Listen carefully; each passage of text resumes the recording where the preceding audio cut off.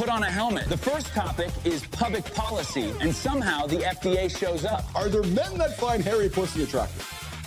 I pride myself on having conversations others don't have. That sounds noble until you realize the next sentence needs a hazmat suit. But hey, there's some strong engagement with this post that we found on the internet. The internet is a porta potty with passwords, and Keith brought a flashlight. Which was the internet, yeah. We found this post strong engagement. A lot of strong opinions on whether it's shaved or not shaved. So there's a big question today, guys. Are there men that find pussy attractive that's still bushy? Somewhere, 4 married guys just pretended they didn't hear the question. I'm just gonna throw it out there. So, and I know part of this whole segment is about me offering my opinion to this thing. So Take a Stand is a brand new segment on the show. Take a stand? Brother, this is take a shower and think about your choices. That we are going to drop every day before Anderson throws here. And, you know, I'm gonna, so listen, myself, I'm not a Bush guy. No, I'm not a big fan of George Bush. He made a Bush joke so hard, even history asked for a towel. I'm sorry, I didn't mind George Bush's politics. I like George Bush Jr. for sure, but not a Bushy guy. No, so my hand goes up on the non-Bush side of things. This is a 70s Bush there, Charlie. That's exactly it. Yeah, so the reality is I'm on the no Bush side of the fence. Yeah, no Bush for me. So I like it smooth. I like it just nice and soft there. So no Bush for the handsome chief. Keith just made a campaign promise nobody asked for and somehow kept eye contact. I'm providing my experiences. John's providing his experiences while he's teaching me about his experience. Not medical advice. Not medical advice. That phrase is the seatbelt for every sentence on this show. But we're going to segue to, so we know that these Actually, you know what, brother? I've got a perfect way for you to exercise your favorite word. Is this medical advice? John saying medical advice is basically the studio's smoke alarm chirping. No. There we go. Well, listen, guys, on June 30th, the FDA released some documents. We went from personal grooming to federal documents. That is not a transition. That is a forklift accident. Ahead of a 2023 Compounding Advisory Committee talking about these products. And there are, so bottom line is, there is still no human evidence that, at least human scientific evidence, and Petro, I'm being very specific about this because I have a lot of respect for you and what you do for a living, Petro. So there's still no scientific human evidence that says that BP157, MOTS-C, or the other one, KPV, does anything. Science said maybe not. Every 40-year-old knee said stop being negative. So that's the drug industry saying it does nothing. But then you have users and people like John, who's been on these products for many years, who says it does things. So again, it's up to yourself to determine, you know, and I'm going to go through this experience myself. So Johnny, just comments on this? Yeah, just for someone that doesn't understand. Yeah. A peptide is a messaging molecule. So our cells have group texts, and mine keeps sending blurry memes at 2 a.m. So basically what you're doing is these messages already exist.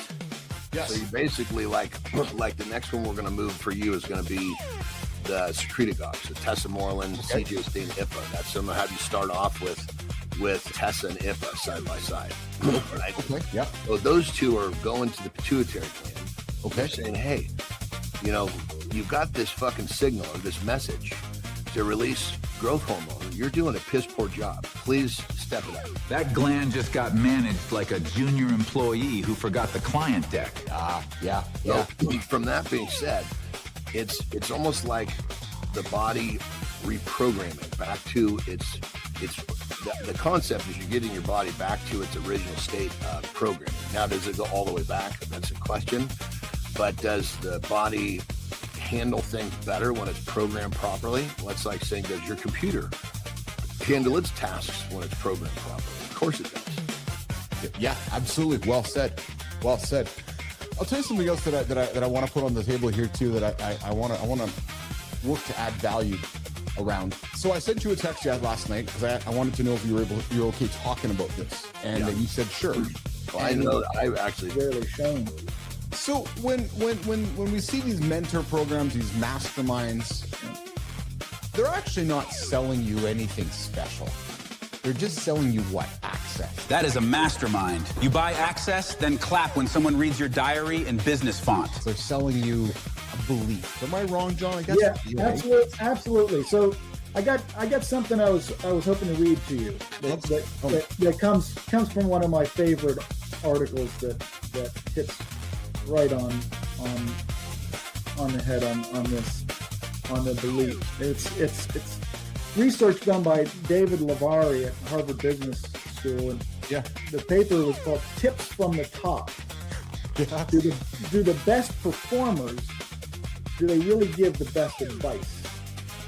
Here's what they found. They said everyone knows that if you want to learn how to do something, you should get advice from people who do it well. Right? Yeah. Yeah. But is everyone right?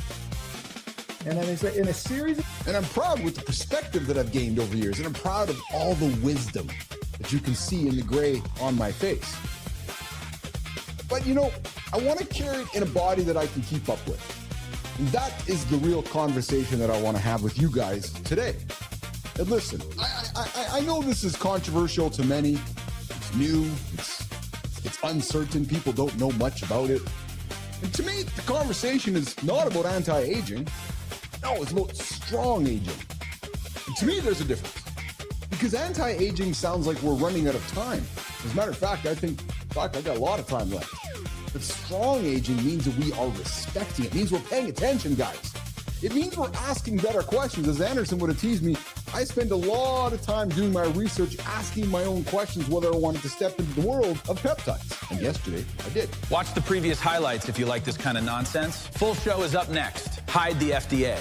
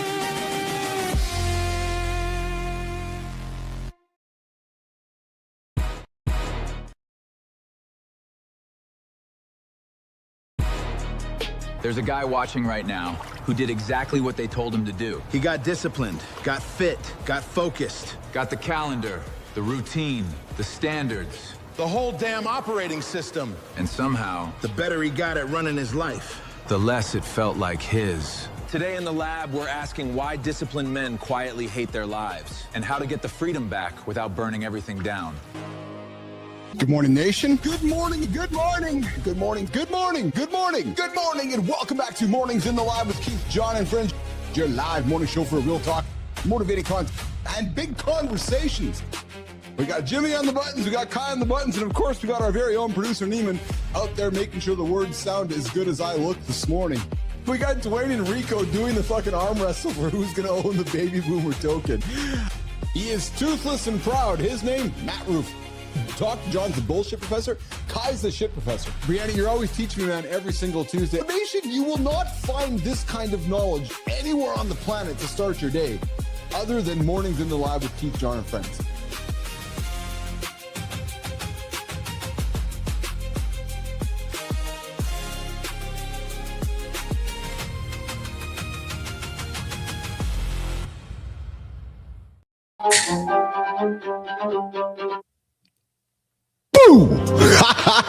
Good morning, everybody. Good morning, good morning, good morning. It is Monday, July 6th, day 187 of the year. 187 days you have had to become someone. Who are you today?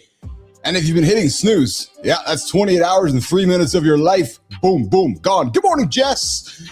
Guess what, guys? You've handed your life to a piece of glass on your nightstand. Yeah, just by sliding that fingers. 28 hours, more than full day, gone. God, you didn't even have to lose it in one shot. You lost it 9 minutes at a time. And guess what? We're talking about it. Good morning, everybody, and welcome back to Mornings in the Lab with Keith, Jon, and friends, your live morning show for real talk and motivating conversation and some entertaining craziness every single day right here on the big network we call the Mornings in the Lab Live Authority Network. We got Jess out there in the community. We got Howard out there in the community. We got everybody out there in the community this morning. We got Sullivan out there as well. Good morning, everybody. We got Roofy dropping into the show here today at 8:30 Eastern time. I'm going to hang out with Keith and Jon. Going to check in with his first year. What did Maddie learn the first year? What did Roofy learn in the first year? Yeah, he has no idea that I'm interviewing him today. Yeah, hey, Roofy, you're being interviewed. What did you learn in the first year? The goods and the bads. Hey, Holroyd, I'm on my peptide journey. I'm excited to share it with you guys later today.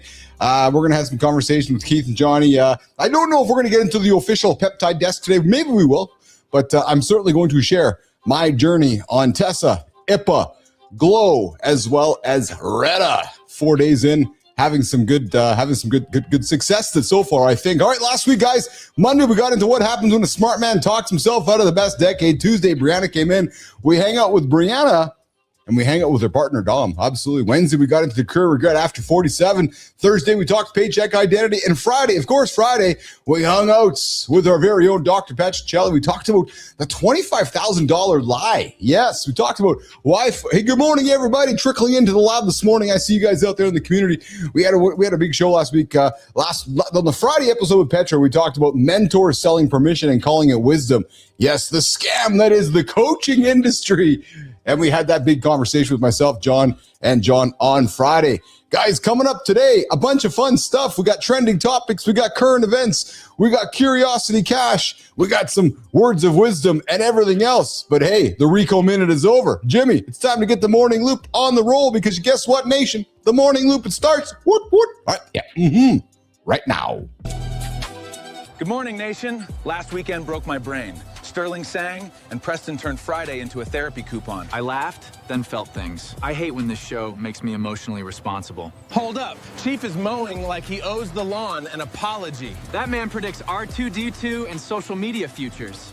He misses that we're already in the future. Yeah, robotic mowers already do this shit alone. Chief could be drinking coffee on the couch. He'll warn America about AI. Then he personally races a lawnmower at 7 in the morning. I bet Jon challenged him. Don't buy the robot mower. Move your ass. Now let's move before Chief hears us. Let's start the morning loop.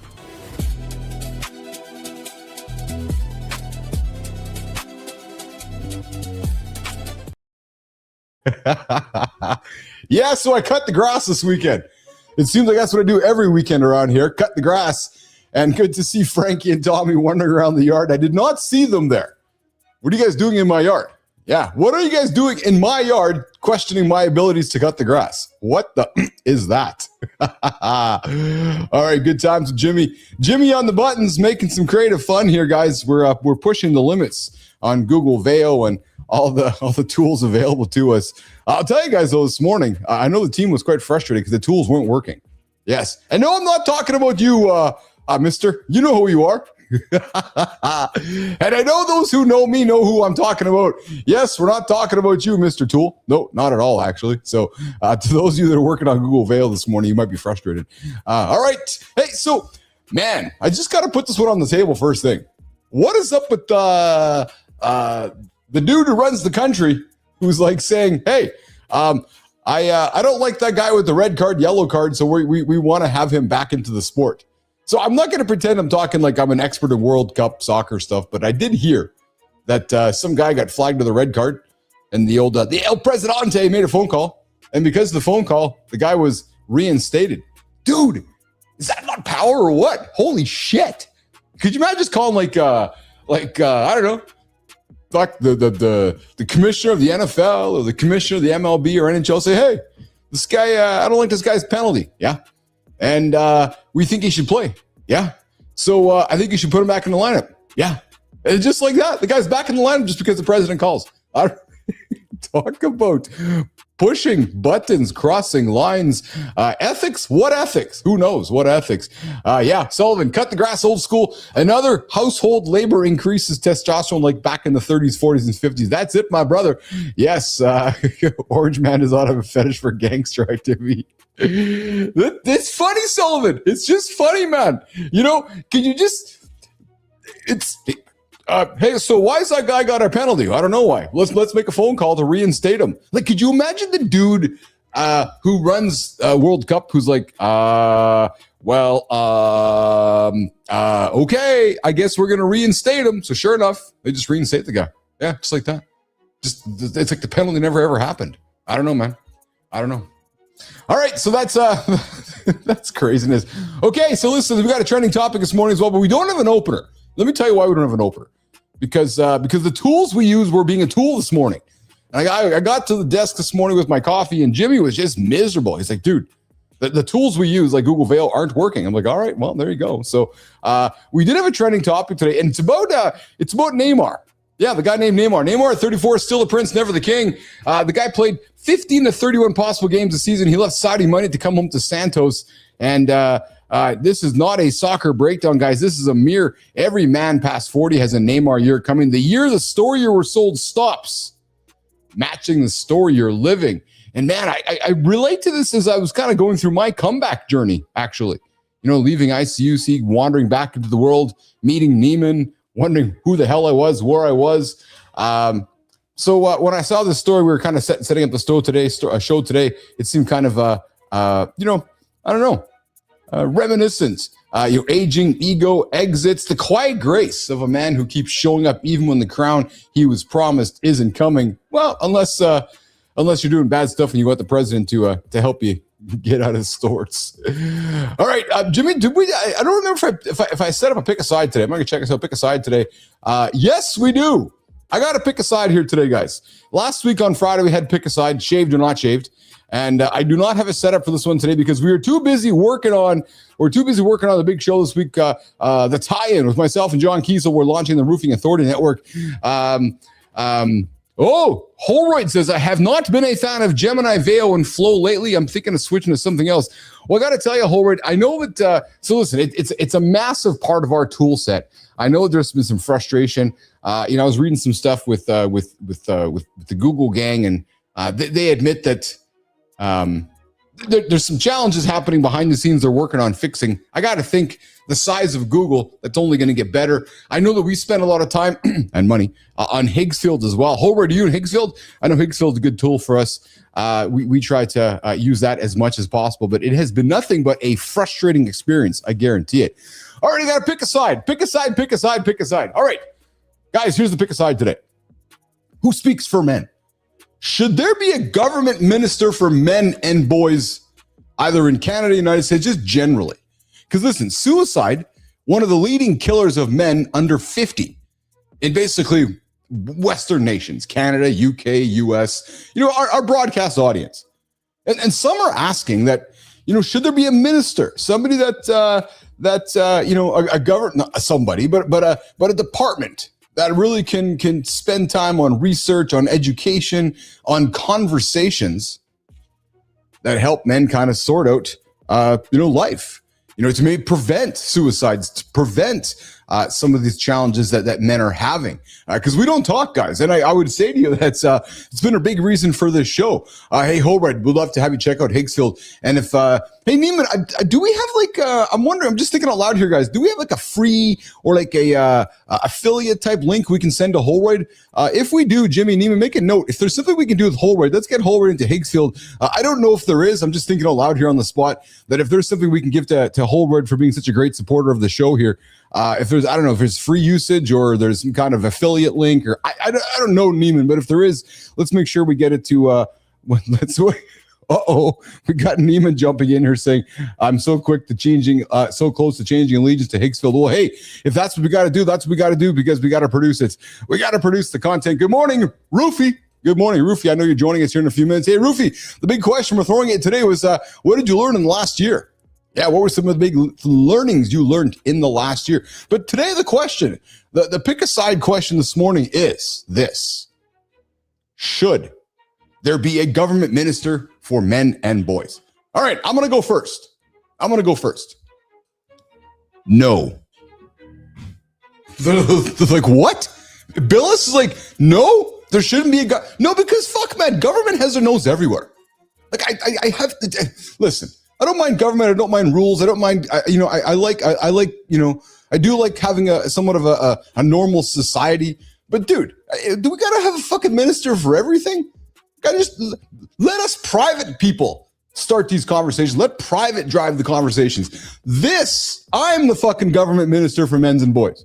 Yeah, myself, John Anderson, Mornings in the Lab is the minister for men and boys in North America. So, yeah, sure, strong case for dedicated leadership of men's and boys issues. But I'll tell you guys this right now. You tune into Mornings in the Lab with Keith Jon and friends, you are going to get the kind of conversations, you're going to get the kind of information, the kind of topics that are going to help move you forward in life. So no, I do not think there should be a government minister for men and boys. What do you guys think? Jess, Holroyd, Sullivan, Roofy, do we need another government official to tell us what to do or not to do? Like, fuck, man, do we always have the government tell us what to do? Like, always got to tell you what to do. It's like, listen, I'm going to drop that C word out there. The one that's been kind of, working its way through society here lately. I don't want governments telling me everything that I need to do or shouldn't do. And listen, we've been talking about the next 50 years. So what? We're going to have like a government minister for what men and boys can or cannot do. And listen, I know suicides are high. I know men struggle with conversations. I know all the challenges. I am a man. And I do this for a living with all of you. So, I'm not a fan of having a government lead this. I wish that we'd have more private organizations do this. We got Jess jumping in saying, men so often don't disclose what's bothering them. I think some kind of anonymous hotline could help us learn what men are enduring. So Jess, I do not disagree with you there. I do not disagree with you at all. And I very much appreciate your input. Here's my challenge, Jess. And I think you can perhaps you concur. So I believe that works for the last 50 years when we are all using phone lines and, there was that societal acceptance that, okay, just call this 800 phone line. But now with AI and fake calls and robo dialers and everything else like that, I wonder if that has as much value, like a hotline for some 52-year-old dude who's like, yeah, I got to call, talk my problems. I don't know. And then again, I just don't think it should be government. I'm tired of government sticking their nose in the fucking everything. Just government. Let us figure it out. So I don't know. Should the question today, pick a side. Should there be a government minister for men or boys? And then we got Jess jump back and saying no, but providing, say, the API, the anonymous reported info might help us with future. Listen, I do not disagree with you at all. 100%. Yeah, Jimmy, put it up there. You guys want to join it? 431-300-3005. You guys can actually join the conversation with me. Pick a side. 431-300-3005. We'll get you to join the conversation with me. Jimmy, I think we're learning something on the air here. We actually can make this part of it. Johnny's going to be a few minutes late. And this morning, we can make the pick a side.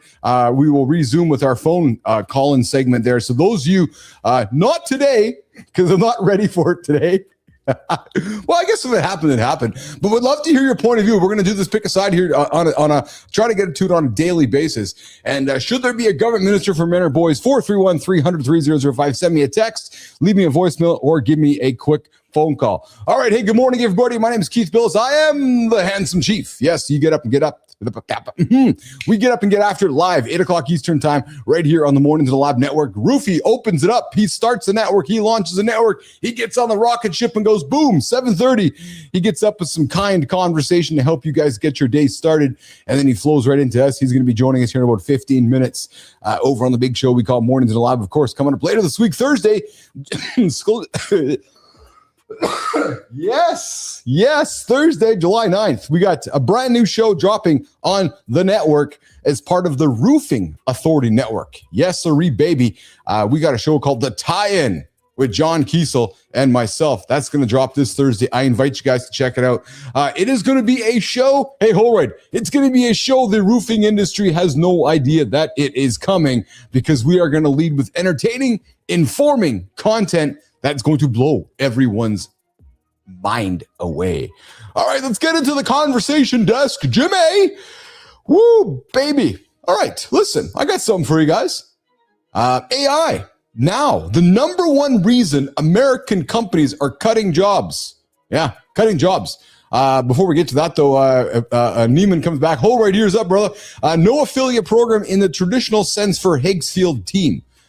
We don't have, there's no affiliate program there, but Holred, if you want to grab some time, listen, just bottom line, man, you've been such a great supporter of us. If there's anything I can do, Neiman can do, or Jimmy can do to teach you, to show you, to help you with your video, your creative journey, your creator journey, please don't be reluctant to ask, because we'd love to help you be successful.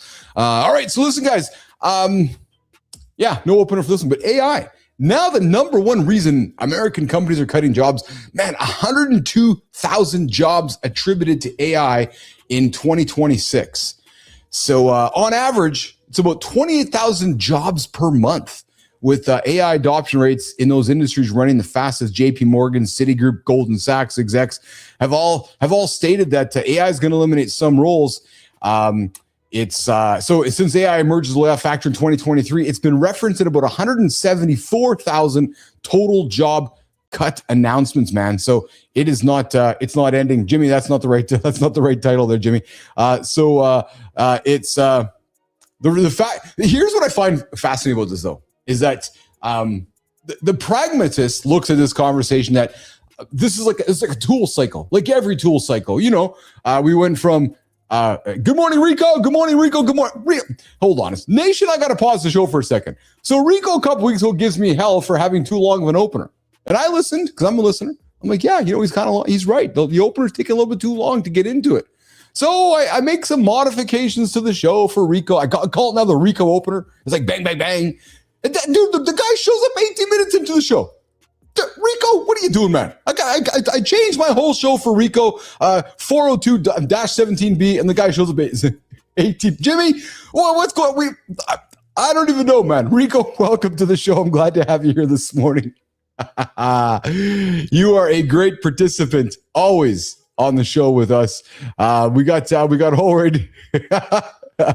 Oh, Rico says I have to wait till my caretaker helps me get her to bed. That's fair.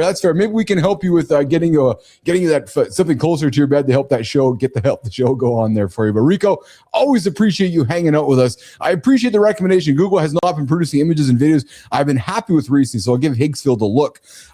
Yeah, you know what the problem there, Holred, is, or I'm just thinking out loud here that it's the same API. So hopefully Higgsfield works better for you. Although I know there's a bunch of different API availabilities within the Higgsfield platform outside of Veil that you can use as well. So, all right, let's keep it going. Let's keep the show on the road. Hey guys, so just to kind of throwing the question back out there, is your job something AI competes with? Or is it something a human needs to? I'll tell you guys, as we've been building this business, and AI at the center of it. As much as we try to keep pushing AI first, it's clear to me that we continue to need the humans to harness all this energy, the harnessing of the tool, these powerful tools that we use every single day. Hey, speaking of tools, did you guys see Alex Karps from Palantir? He ranted against the big frontier providers last week. He raised some fascinating points. He sure did. And I think one of the companies we want to watch is Anthropic. Maybe not as kind as we think they are. Yes. All right. So like I said, guys, AI, 102,000 jobs, 2026, gone because of artificial intelligence. Hey, Jimmy, what do we got? Some words of wisdom this morning. We got some words of wisdom coming from what do we got there? No, not that one, Jimmy. Not that one just yet here, pal. I'm not going to throw that up on screen just yet. Coming up, Jon Anderson will join me on the show, running a few minutes late. And then, of course, Roofy is going to join the show as well. Coming up in a number of minutes, we're going to talk about his first year getting up and getting after it on a daily basis, and what he learned about himself, what he learned about his own mirror, what he learned about those early morning alarm clocks, what he learned about snoozing, what he learned about the night before, what he learned about, self-sabotaging behavior the night before. Speaking of that, I'm going to have the conversation with Anderson around, the power of the 2-hour change. The swing 2 hours I'm kind of learning in my own brain. Those swing 2, man. Those swing 2, we'll check you out. All right, hey, man. You guys night owl? Night owls face harder attack and stroke risks higher than anybody. Jimmy, I think we got an opener for this one. Let's talk about it. My doctor just told me being a night owl might cause heart attacks. So apparently my personality has cardiovascular side effects. That's terrifying because my sleep schedule is basically a raccoon with Wi-Fi and unresolved emotional damage. Every night owl thinks they're mysterious, but your body's like, no, dumbass, you're just marinating your arteries at 2 a.m. So tonight we ask, is staying up late a lifestyle or just your heart quietly filing a resignation letter? Yes, Jimmy, I just typing you. So listen, I used to be somewhat of a night owl. A new study covered by the Associated Press found people who identify as night owls have poorer overall cardiovascular health than early risers, along with a modestly elevated risk of a first heart attack or stroke. Yeah. So the takeaway is this. I got you, Jimmy. I'm aligned with that. The takeaway is this. Your sleep chronotype isn't just a personality quirk, it's a cardiac risk factor you can actually work on. So I was thinking about this and having some conversations with my crew this weekend about this. And, it's very clear to me. Very clear to me. Neiman, ears up on this one, maybe? And I'm good time for Anderson to pop in here because we can have this conversation together. Hey, Johnny, ears up, man. We'll have this conversation when you come back here with me. A new study, people, night owls, have a higher heart attack and stroke risk. But Jimmy, let's keep that show on the road with the man himself, Jon Anderson, who's bringing himself into the lab right now. Before the noise, before the scroll, before the world starts asking for everything you've got, some people are already at work. Not for attention, not for applause, for clarity, for strength, for focus, for the discipline to meet the day on purpose. Different lives, different routines, same standard. And when that kind of intention comes together, it becomes more than a morning. It becomes a signal. Mornings in the lab. Different mornings, one signal.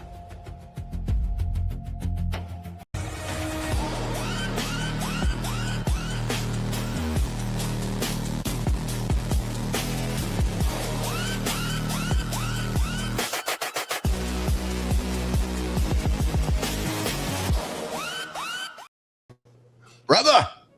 How are you, brother? Good, how are you? I'm a little tired, but I'm hanging in there. Yeah? Dude, talk to me. Well, it's the same old story every 4th of July. Shit, I have a couple of days of living the way I normally don't live.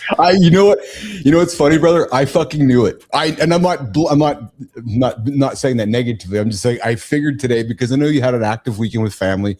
I know how much you love the time with family, and I know how much you are very open to maneuvering your schedule for family and time with people you love. But I also knew that you were coming in today totally off your normal schedule. Yeah. To say the least, yeah. Yeah. Well, thanks. We're still here too, so we got one more day. Yeah. Well, that's why my on Friday morning, people had just got here on Thursday, so the house was like today. Every fucking bathroom, every place is just completely fucking monopolized. So it was just like there was no schedule left. There's no way for me to pull a schedule together. I was like, okay, I guess we got one more day here. you know. Well, let's agree to this on the show here. When you got to get out of here, pal, you get out of here. Okay, don't be stressing about you're here. You showed up like you always do. You're like fucking Roofy. You're like Lou Gehrig. When it's time for you to roll out of here, you roll out of here. But hey, you know what? We'll have some fun over our conversation last week. This is when you realize, brother, you look in the mirror and realize how unimportant you actually are, right? You're like, oh, I'm actually not important right now because everybody has taken on my entire life, so I'm just going to get through the moments, right? Well, and you know, the thing is like, you know, that these are the weekends that everything else I do is for. Yes, that's fair. That's fair. It's like, if you can't fucking realize that, you know, making a goofy example because my brain is not as on point as normal. You know, it's like you win the Super Bowl, go to the Super Bowl party. Yes. Yeah, fuck. Yeah, you earned it. That's a yeah, good man. The whole fucking idea is to have this place fucking full of family, you know, having a good fucking time. So if I can't enjoy what I've been working for, what the fuck am I doing? What's the point? Absolutely. Well, I got some relief picture for us, brother. I got Roofy joining us here in a few minutes. We're going to hang out with Roofy. We're going to ask him how his, you know, we were having some fun with him on Friday. I know he impacted you when you learned that he's fucking showed up for an entire year. So I figured, hey, let's bring the young man in. We'll have a chat with him and ask him what he learned. You know, what did he learn about himself? What did he learn about just the journey? Because I want to share some things with you, Anderson, that, you know, as we know, I embarked on my peptide journey last week, kind of lifestyle journey, and I've been kind of reflecting, and I had some reflections even yesterday that I wanted to bring on the table to talk to you about here this morning. Hey, Bears O'Mares, I called in the show like a year ago, never thought I'd see you again. Hey, Bears, I never thought I'd see you either, so welcome back to the big show we call Mornings in the Lab with Keith, Jon, and friends. So, Jonai, before you're walking in here, you know, a new study covered by the Associated Press found people who identify as night owls have a poor overall cardiovascular health. And I think we've kind of been knowing that anecdotally, right? So we've kind of had the peptides got you feeling jacked. Fuck yeah, Bears on me. I started my journey last week, man, and I'd invite you. We've got a new segment, Bears, on the show called the Peptide Desk, because I got my teacher, the guy across the table from me, my brother from another mother, who I have so much love for. Johnny's teaching me. And I got fucking gazillions of questions. But Johnny, late night owls identifies having a higher cardiovascular health risk. And I guess there's probably some thoughts to that, right? Self-sabotaging behaviors, the things we do late at night. But you know, pal, I've been thinking about this, and I've been thinking about some things you've been saying, and we've been talking collectively. And I had a revelation. You know, between the hours of 8 p.m. and 10 p.m., Johnny, 2 hours of my day, I've been thinking about them. All they are is battling self-sabotaging decisions. Hence me adapting a bedtime at 8 p.m. Exactly. And yes, because I realized between the hours of 4 a.m. and 6 a.m., okay, so you swap 2 for 2. Dude, 4 a.m. to 6 a.m., I'm fucking productive like a motherfucker. I'm sharp. I'm ready to go. There's no self-sabotaging walks into the kitchen for peanut butter or any of that stupid bullshit. So I remove 2, add on 2, and man, I not add, but just kind of reallocate those 2 hours. Yeah, shift them. Something as fucking simple as that. I know it's obvious. Game changer. Absolute game changer. You know, it's. I mean, that's one of the first things that I preached when I came to this show. Yeah, I know. Yes. Yeah. So it's you know, one of those things that almost is so simple that people miss. No, it is, Anderson. It absolutely is, 100%. And I would venture to say if we went to the night owls, yes, we have to understand, because these studies love to characterize the night owl, but they're really not characterizing I bet the majority of those night owls are not the night owls that they're a second type. There's probably a second type of night owls who do what we do, but they do it at night. And I bet you these are not the people we're talking about. I would have, yes, because there are shift workers. My dad was one of them that had an altered circadian rhythm to this. Still got up and got after, but just on a different time frame. You know, or if you're in the nightclub business where you're right. There's some difference. When I was wrestling, I was completely shifted. I'm sure you were 100%. Yeah, I would believe but absolutely. The concept still existed. Yeah, it's still taking those 24 hours and flipping them around. Because I think what this is probably referring to, and Anderson, I will admit, I was bad at this when I was growing ICUC. I think you've heard this analogy, burning the candle at both ends, right? And even just growing this business ourselves here, it's been, I was burning the candle at both ends for a while, which was really, I think, culmination of this June, which when I said to you a couple weeks ago, okay, it's fucking time to shape up or ship out, shit or get off the pod, and it's time to start my journey and kind of. Well, I think that's another one of those. Burn the candle both ends, I think is misunderstood, much like, fake it till you make it. Okay. Burn the candle at both ends means do your shit on both ends of the candle. It doesn't mean go fuck up at night and work hard in the morning. Yes. That's kind of like the fake it till you make it means buy a fucking Lamborghini when you live in an apartment. No, it means fucking adapt the habits that those people that have the Lamborghinis have when you're living in an apartment. That's 100%. Keith and Jon this morning. We got Rufy joining us in a couple minutes, but before we do that, though, Jimmy, let's get some words of wisdom up here. One of our favorites. We always like to bring up this guy. What's Kobe got to say this morning, Jimmy? You have to constantly move, constantly improve. I mean, that's the key. That's what makes life fun, I think. If you have the love to do it, you'll be able to handle whatever bumps come your way.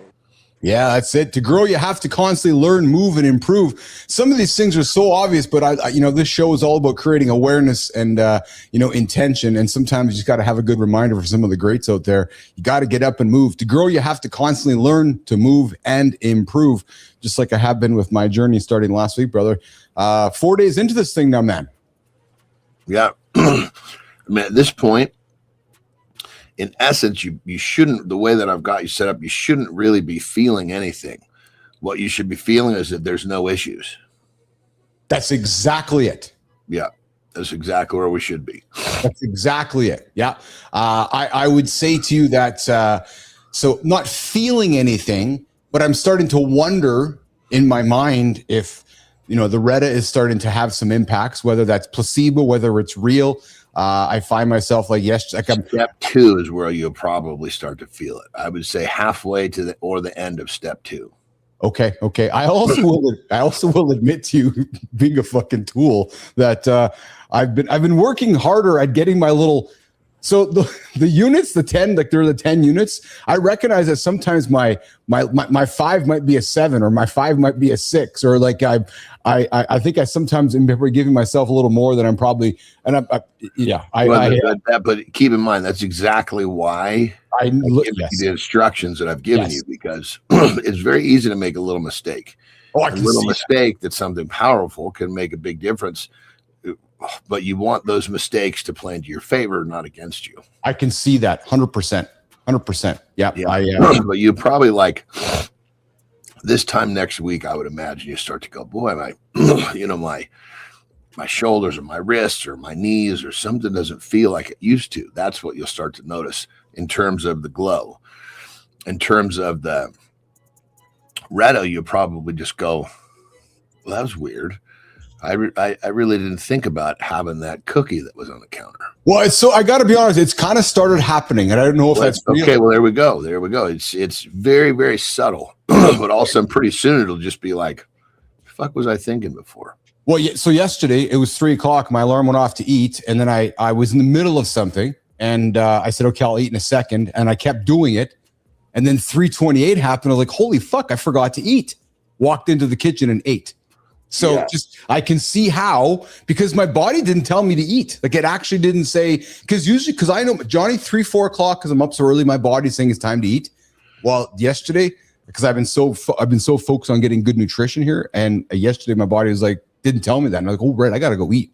So I've been that's why on the bottom of the red instructions, I think the last thing I put there was you must eat on the clock. That's exactly what I've been doing every 3 hours, man. I'm not saying you're doing something wrong. I'm just saying I put that as like the last thing that people remember. I can see why. If you don't eat on the clock, you'll just forget to eat. Now you become a calorie deficit guy, and now you're putting yourself in a corner. You're wrecking your metabolic rate. I can see how easily that could happen. Good morning, Cheryl. Good. Thanks for hanging out with us. And Bears on Mares, Bears on me arms. Come keep hanging out with us. We're having this conversation nonstop. All right. He's been patiently waiting for us. Patiently waiting. Dun, dun, dun, dun, dun, dun, dun. Let's bring him in. Matt Roof. What's going on, What's Rufus? up, fellas? Oh, Jimmy didn't have a big opener for you this morning. That's all right. I can open myself. Hey, everybody. What's up, Johnny? Hey, Kaith. What's going on, Rufus? How are you today, pal? I'm doing great, bro. Except my screen's all screwed up here. I feel great, man. I had an amazing weekend. Some new experience this weekend that I will tie to the work that I've been doing with you. Yeah, which is my quick story. Amazing 4th of July, Independence Day, great family time, whatever. We talked about it. I've struggled with alcohol. I get going and I can't stop. I started. I had a couple of sangrias. My wife made a delicious pitcher of sangria, and I felt myself going more and more. And I interrupted. And I said, "Guess what, guys? I'm going for a walk. 2.5 miles around the lake." Came back, didn't drink again, and continued to have a great time. Good for you. I chalk that up to the work that we've been doing over the past year. We've been doing over the past year, changing habits on the daily, recognizing self-awareness. Dude, so hold on a second. You had a couple of drinks, and then the brain went on going, okay, awareness. It's time to go for a walk and not have any more, because yesterday's Matt would have had more. Today's all night long. I'd probably still be drinking. It's honest to God. I mean, I am a binge alcoholic is what I am technically, right? Yeah. Because I'll start, if I have one, I got to have two. I got to if I never have any, I don't have to have it. It's not like I crave it, but once I start, I cannot stop. And I stopped myself this weekend, and I'm proud of that. Johnny, we can see now why the guy went for a whole year, because he's like you and I. He can't just have one. Like, you can't just have one cookie, because if you have one cookie, you're having the whole bag. So Matt's the same way. You're going, okay, if I'm starting the show, it's not one day, it's 365 or whatever, 261. That's exactly what. So Rufy, talk about 261 days of doing. Yeah, I mean, so I appreciate that. Where does 261 come from? Because we don't do shows on the weekend. It's 261 weekdays in a year. Yeah, gotcha. So talk to us. Yeah. I mean, let's start with. It started with making better decisions for myself. How am I going to make better decisions for myself? Get into a routine, and it started with sleep. Okay, I historically have been a night owl, whatever time, whatever works, work through the night, party through the whatever, right? Any time. I'd say it didn't start day one, but probably for 9 or 10 months now, 10 p.m., 5:30 a.m. It just is. Monday, Sunday, Saturday, that's what I do. And that has been the key for me, is starting that sleep. And then knowing when I wake up that I have something specific to do. That routine and building off of that has just become. Can I jump in here real quick, Rufus? One of the things that kind of, when I was in kind of an early developmental stages, like you're talking about, one of the things that really helped me was to do the things that I did every day.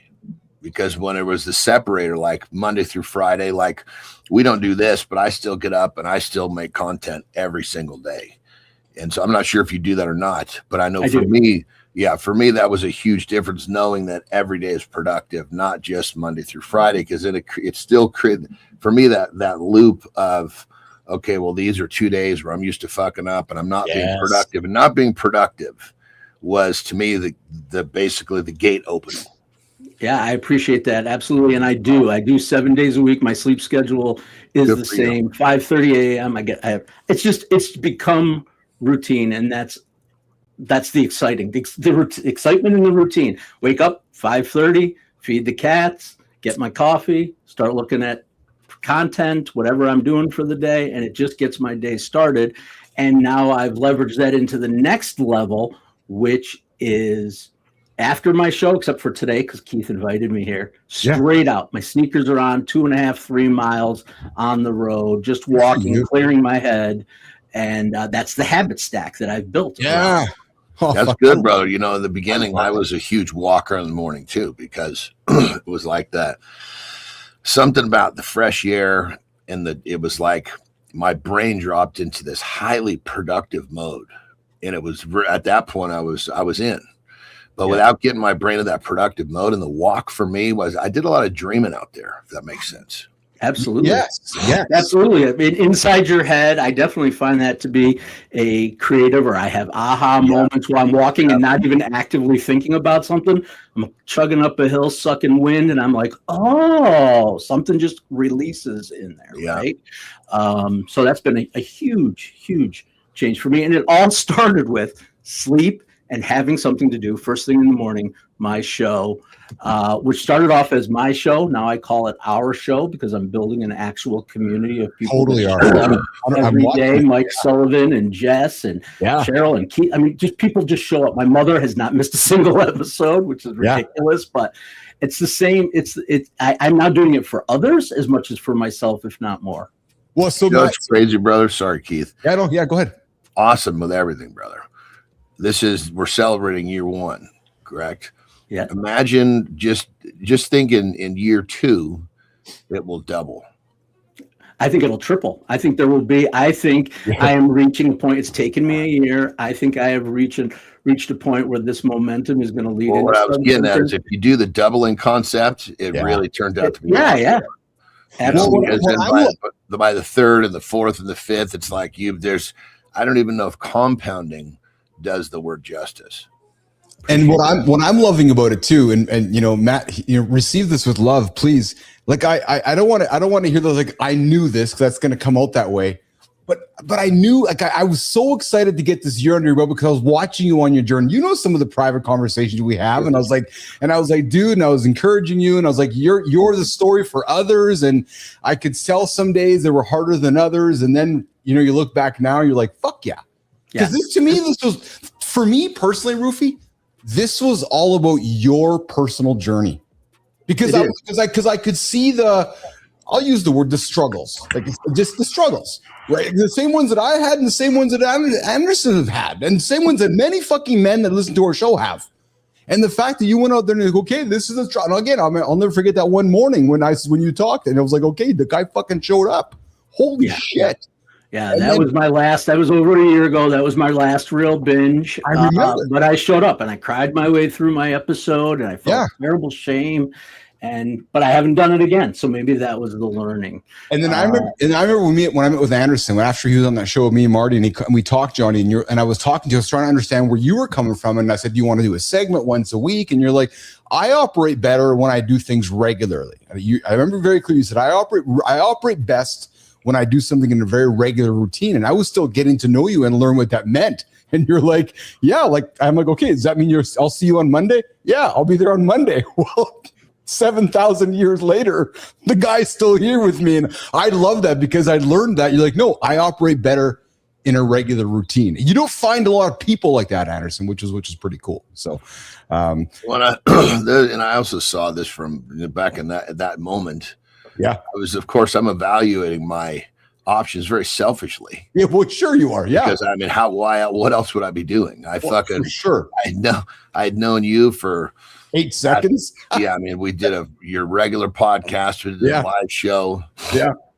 And then after being on there, I was like, okay, these motherfuckers need a little something here for sure. So I realized that a little something's going to be welcome. Yeah. Then I thought, well, okay, how does this serve me?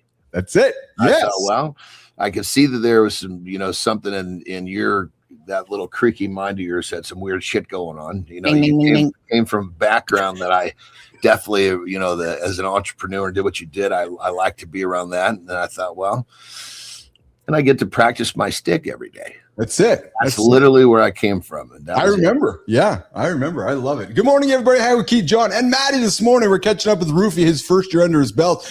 So I've never been to the Las Vegas Sphere, but I've gone there through the eyes of my brother. And I know he laughs at me privately. Goes, this little freak is so enamored with the Sphere. I am, admittedly. Well, I found something because I haven't seen this so close. Jimmy, let's run this epic spot here. Johnny, this is what the Sphere looks like up close. So you have been here, but just so this is how unassuming it actually is. Okay, boring. It's just a bunch of lights that kind of construed together. And it's funny because Johnny, you've been able to see the whole thing come to life. But yeah, that picture doesn't. When you're standing there, yeah, you're not going boring. No, that's what I mean. Like, that's the humor of it, because all you see is that fucking light. You're like, that's it. But you're right, Andrew. You have to pull back to see it all in like the grand scope. Like you think about it, like that light is what creates how awesome that is. That one fucking light a gazillion times over. And I was in there in the daylight. So if it was at nighttime, it would have been probably even more brilliant, because the lights really weren't doing much at the time. It was the daytime. Oh yeah. You're just looking up going, fuck. You know, it's like if you ever been to, I don't know, like a concert or someplace, or even a wrestling match where it's set up at a huge venue, and you go to the stage or you go to the ring. Yes. You stand there and you look around and go, fuck, these places are so fucking big. That's what's so fucking nuts about it. Oh yeah. I don't understand it's like, and I mean, plenty of people have been to situate, but to be in that little space in this fucking huge, building is fucking crazy. Yeah. Keith and Jon and Matt Roof this morning on Mornings Live with Keith Jon and friends. Hey guys, I put something on the table this morning. Maddie, I don't know if you heard before Johnny got here. Pick a side. Should we have a ministry of men? So, we know that should the government, I'm just looking for my notes here. We know the government likes to put their fingers in everything.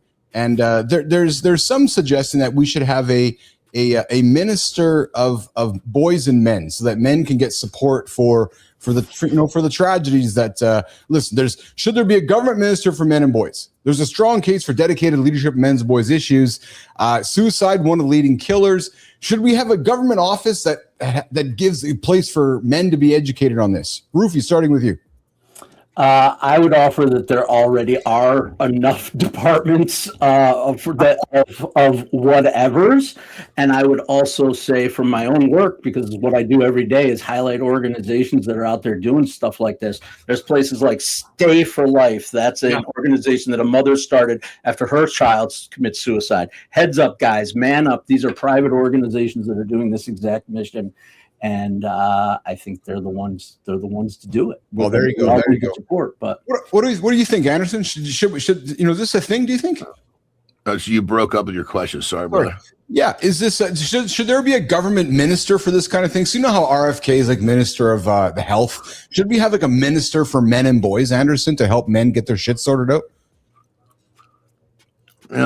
If you really want my fucking real answer, that's just fucking putting parents to shit on somebody else again. Yeah, well, yeah, that's fair, 100%. And fuck, it's like people that drop their fucking kids off at school, thinking the fucking school's gonna handle everything. No, yeah, school hands over the fucking curriculum. You have to fucking develop the daily habits of that child to be successful in the environment. That's not their job. I'm of the same opinion, both of you guys. We need to take that responsibility at home, and most importantly, though, I strongly dislike. I did not use the H word, Anderson. I strongly dislike having government have their fingers in everything. I'm like, no, they just seem to have fingers.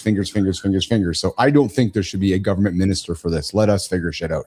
That's I think if that effort put into the whatever this blah blah blah was, could be put into, it's like, okay, at this point you're dealing with the fucking rancid fruit, right? Oh yeah, how about let's fucking deal with the seed back at home. Let's give the parents better tools to do their job. But I don't think that fits into the model.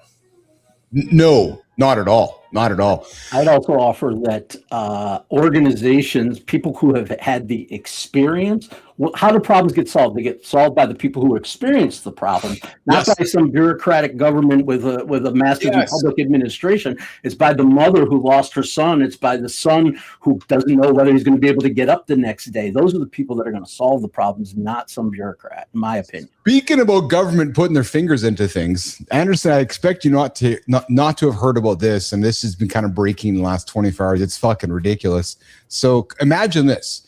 A dude has I want to try to be clear on it. So the soccer guy in America got a red card, and Johnny, the president of the United States, calls the federation head, like the commissioner, and says, no, that guy, I'm paraphrasing, he shouldn't have a red card. He should play in the game tomorrow. So the commissioner says, "Oh, okay." He takes the penalty away and puts the guy in the game. So to Johnny, Trump call. It's like Trump calling Goodell and saying, "Hey, Goodell, yeah, why'd that guy get a penalty? Well, because he fouled. No, he should be in the fucking game. Okay, put him in the game."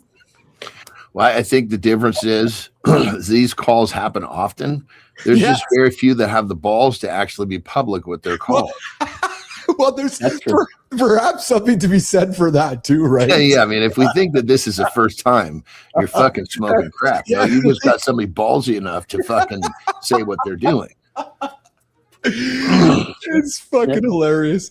Well, I don't know if you guys watch the soccer or care about it. I would argue it was not a penalty and it was a bullshit call anyway. But the fact that one phone call to people, I guarantee if the president of Norway called about a thing, they probably wouldn't change. No, but that's exactly it. That's exactly it. Hey, Rufy, so I'm going to ask you to maybe reach into the deepness of yourself. Yeah. What was the biggest surprise that you learned in the last year? Like surprise that you're like, oh, I didn't expect that to happen. Was there anything maybe perhaps with family, your own self, your own mirror? I'm kind of putting you on the spot here, I know. Well, first of all, it starts with, I didn't know that, John, you mentioned it the other day, didn't know whether I was going to be able to do it, right? So for me, the surprise was just doing it, right? There were days, Keith, you and I have had personal conversations I've been through, family sickness, stuff going on, jobs, all as life is unfolding, and I'm still showing up. So the surprise to me was being able to do that, to have that, self. I don't know what it is. I don't know, but I'd say that was a surprise. And then the other surprise to me is how connected I feel to the community that shows up every day. I knew people would show up eventually. Like I started with zeros and ones and that kind of thing, and now I'm still working my ways up with my numbers. But the way that I feel about people I've never met, Mike Sullivan, Jess, Kathy Byram, people who show up to my show. And I just didn't know that I would connect with people that way and feel like, all right, we're doing this. So those are my two biggest surprises. Surprise about myself, a surprise about the community, probably. And how about your family? Your family looks at you now, or was your family like, holy shit, Dad, you did this? Well, I will tell you, there have been times where my family has said, what the fuck are you doing, dude? What's this time you're spending? I do 30 minutes a day, but it's not just 30 minutes a day. No. And it's okay. My family had to delay opening presents on Christmas because I started a show, because I said I was going to do it. So there are definitely times. But I know that my kids are watching me and saying, holy shit, Dad did that. And they when people say, what are you doing? You know what, Roof, you say? I'm improving. Love that. I say learning. Learning is what this is all about for me every day, being curiosity and doing something new, learning something new about myself or about others, about the technology, all of it. So very, very true. Learning. I bet you that the average man can resonate more with improving than learning, because most people don't recognize that. Like when you learn a little bit every day, you change the input into your brain, which means you change your trajectory some way, shape, or form. But most people don't connect this. Like I have some people that are pretty close to me, and I'm like, dude, okay, you say you do this every day, but because they're talking about they work on this, they work on that, not like what we're talking about every day. And they're not saying, when they say every day, it's not every day. But I would say the problem is you're repeating the same exact thing over and over because there's no new input. Without that new input, you are doing the exact same thing as the last time. And that is not the type of growth or the improvement we're looking for. We're looking for this thing to just continue to do this. It's hard for people to register that learning is so powerful.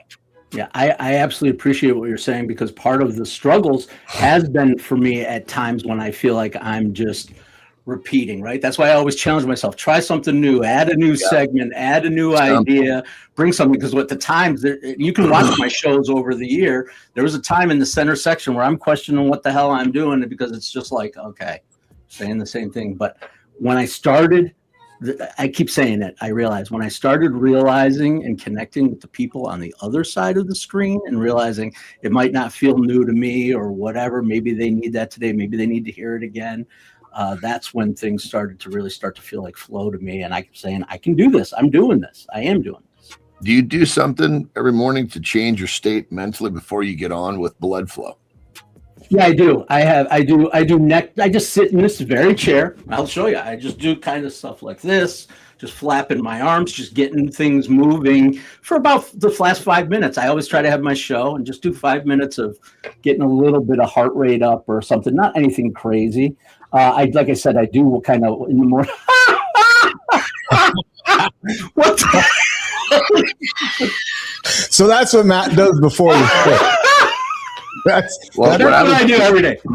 What I would suggest, brother, you're on the right track there, but I would encourage just a little more blood flow, because what happens, it changes your chemistry.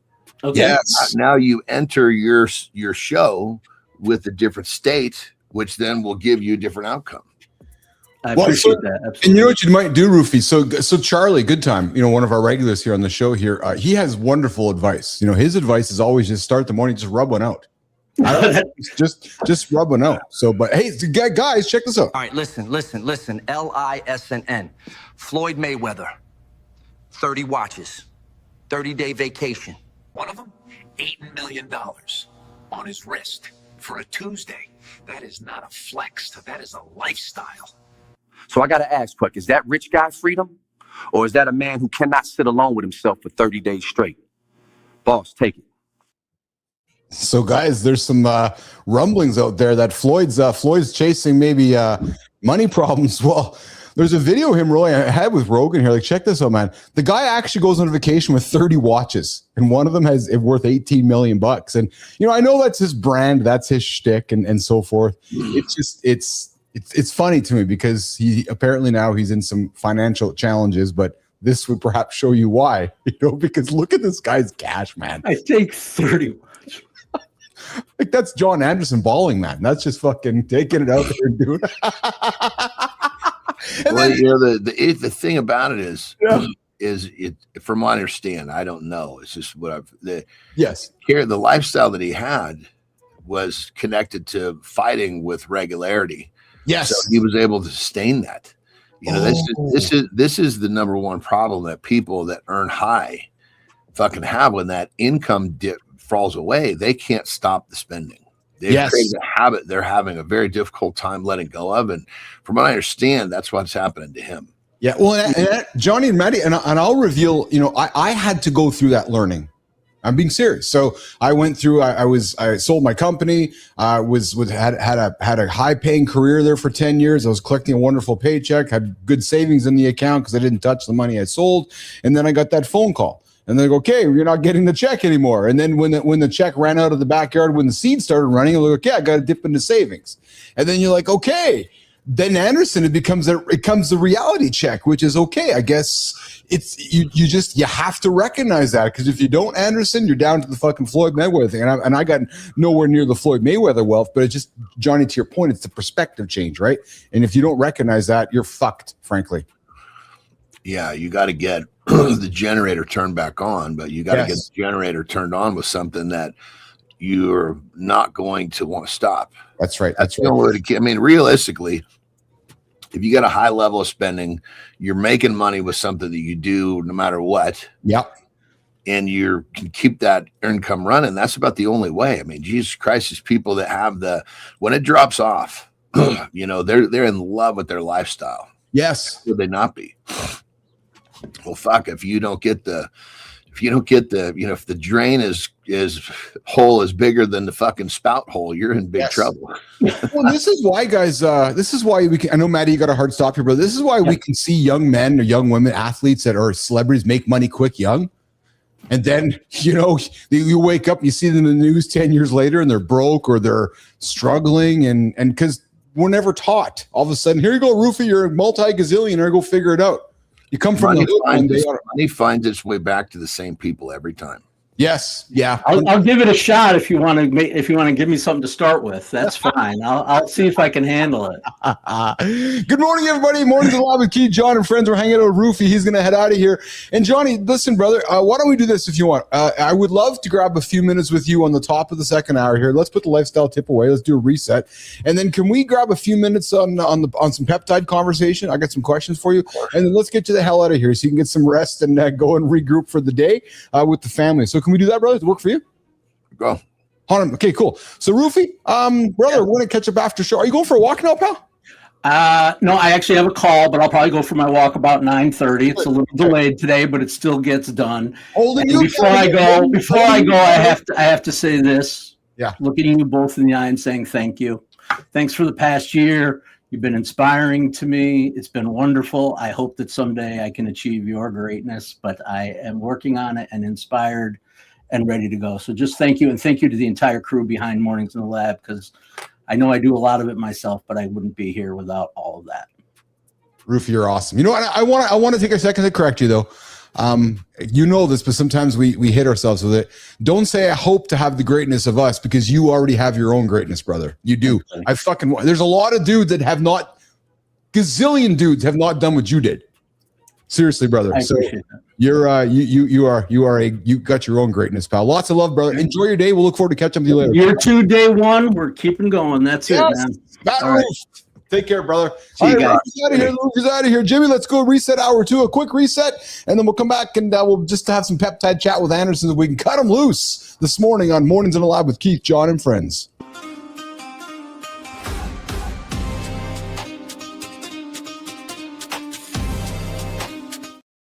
Good morning. Welcome back to the big show. This is hour 2, called Mornings in the Lab with Keith, Jon, and friends. We just wrapped up a wonderful conversation from our brother from another mother, Matt Roof. He spent the last year getting up and he started a show called Kindness Rising, July 3rd last year, and it's right here on the network, 7:30, and he did it every single day, 261 consecutive mornings of running a live morning show. And to those of you who think, I can do it, I challenge you to do it. And hey, and here's the thing, and Roofy would agree with me. We'd love to have you. If you think you can do your own morning show, I know you can. And listen, this is not about, and I think Roofy would concur in this one. This is actually not about you guys when you start this thing. It's actually about yourself. So if you're hearing this message and maybe you're stuck in life, maybe you're looking for a nudge in life, maybe you're looking to get to the next level in life, maybe the best thing to do is start a morning conversation with your own community, your own mirror, and look what happens. All right, we're going to bring it back. Myself, Jon Anderson, we're going to get into the peptide conversation. Jimmy, let's run the peptide desk open when we bring Johnny back. We'll put deep dive on the side for a second, Jimmy, and we'll get into some peptide chat with Johnny. I know you're not ready, Jimmy. That's okay. I want to have some chats with Johnny about peptides. We're going to have that conversation next. Right now, live on Mornings in the Lab with Keith, Jon, and friends. Today on the Peptide Desk, CMAX, a Russian-developed nasal peptide studied for cognition, stroke recovery, and brain protection. So this is not some random focus spray from the internet. It actually has a medical history overseas. Exactly. The interesting part is the gap between Russian clinical use and American biohacker curiosity. Men hear focus and recall and immediately think performance. But the real conversation is brain health, aging, and caution. Quick disclaimer, everything Chief and Jon discuss here is based on Jon's personal experience, not medical or clinical advice. If CMAX interests you, talk with a qualified doctor first. Do not self-prescribe, especially from sketchy online sources.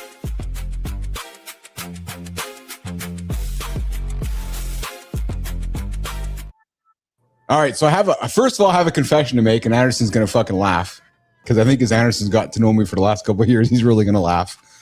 So to anybody that knows me, when I get into something, I get into something. And I mean, I fucking get into something. Anderson, you bastard. I am right into this. Like I am fucking learning and peeling back, and I got questions, and I'm pitting myself, and I'm wondering, where can I go get more? How can I live more? How can I learn more? I want to live to 1,000. I'm fucking opening up encyclopedias going, okay, what about this? What about this? I just want to sit and talk to Anderson about all this. I want to tell the whole world about it. So fuck you.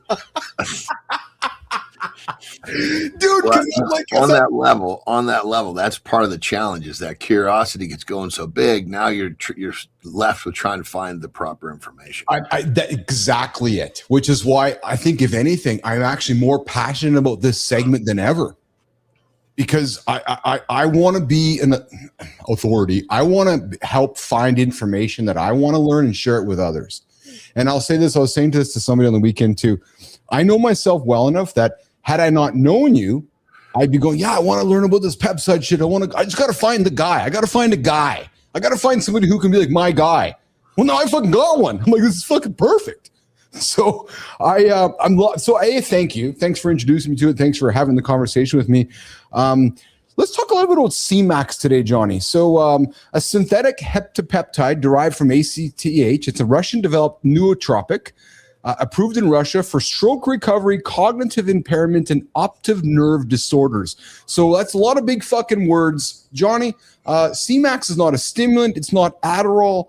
Why would we take C-Max, Johnny, and why have you taken C-Max?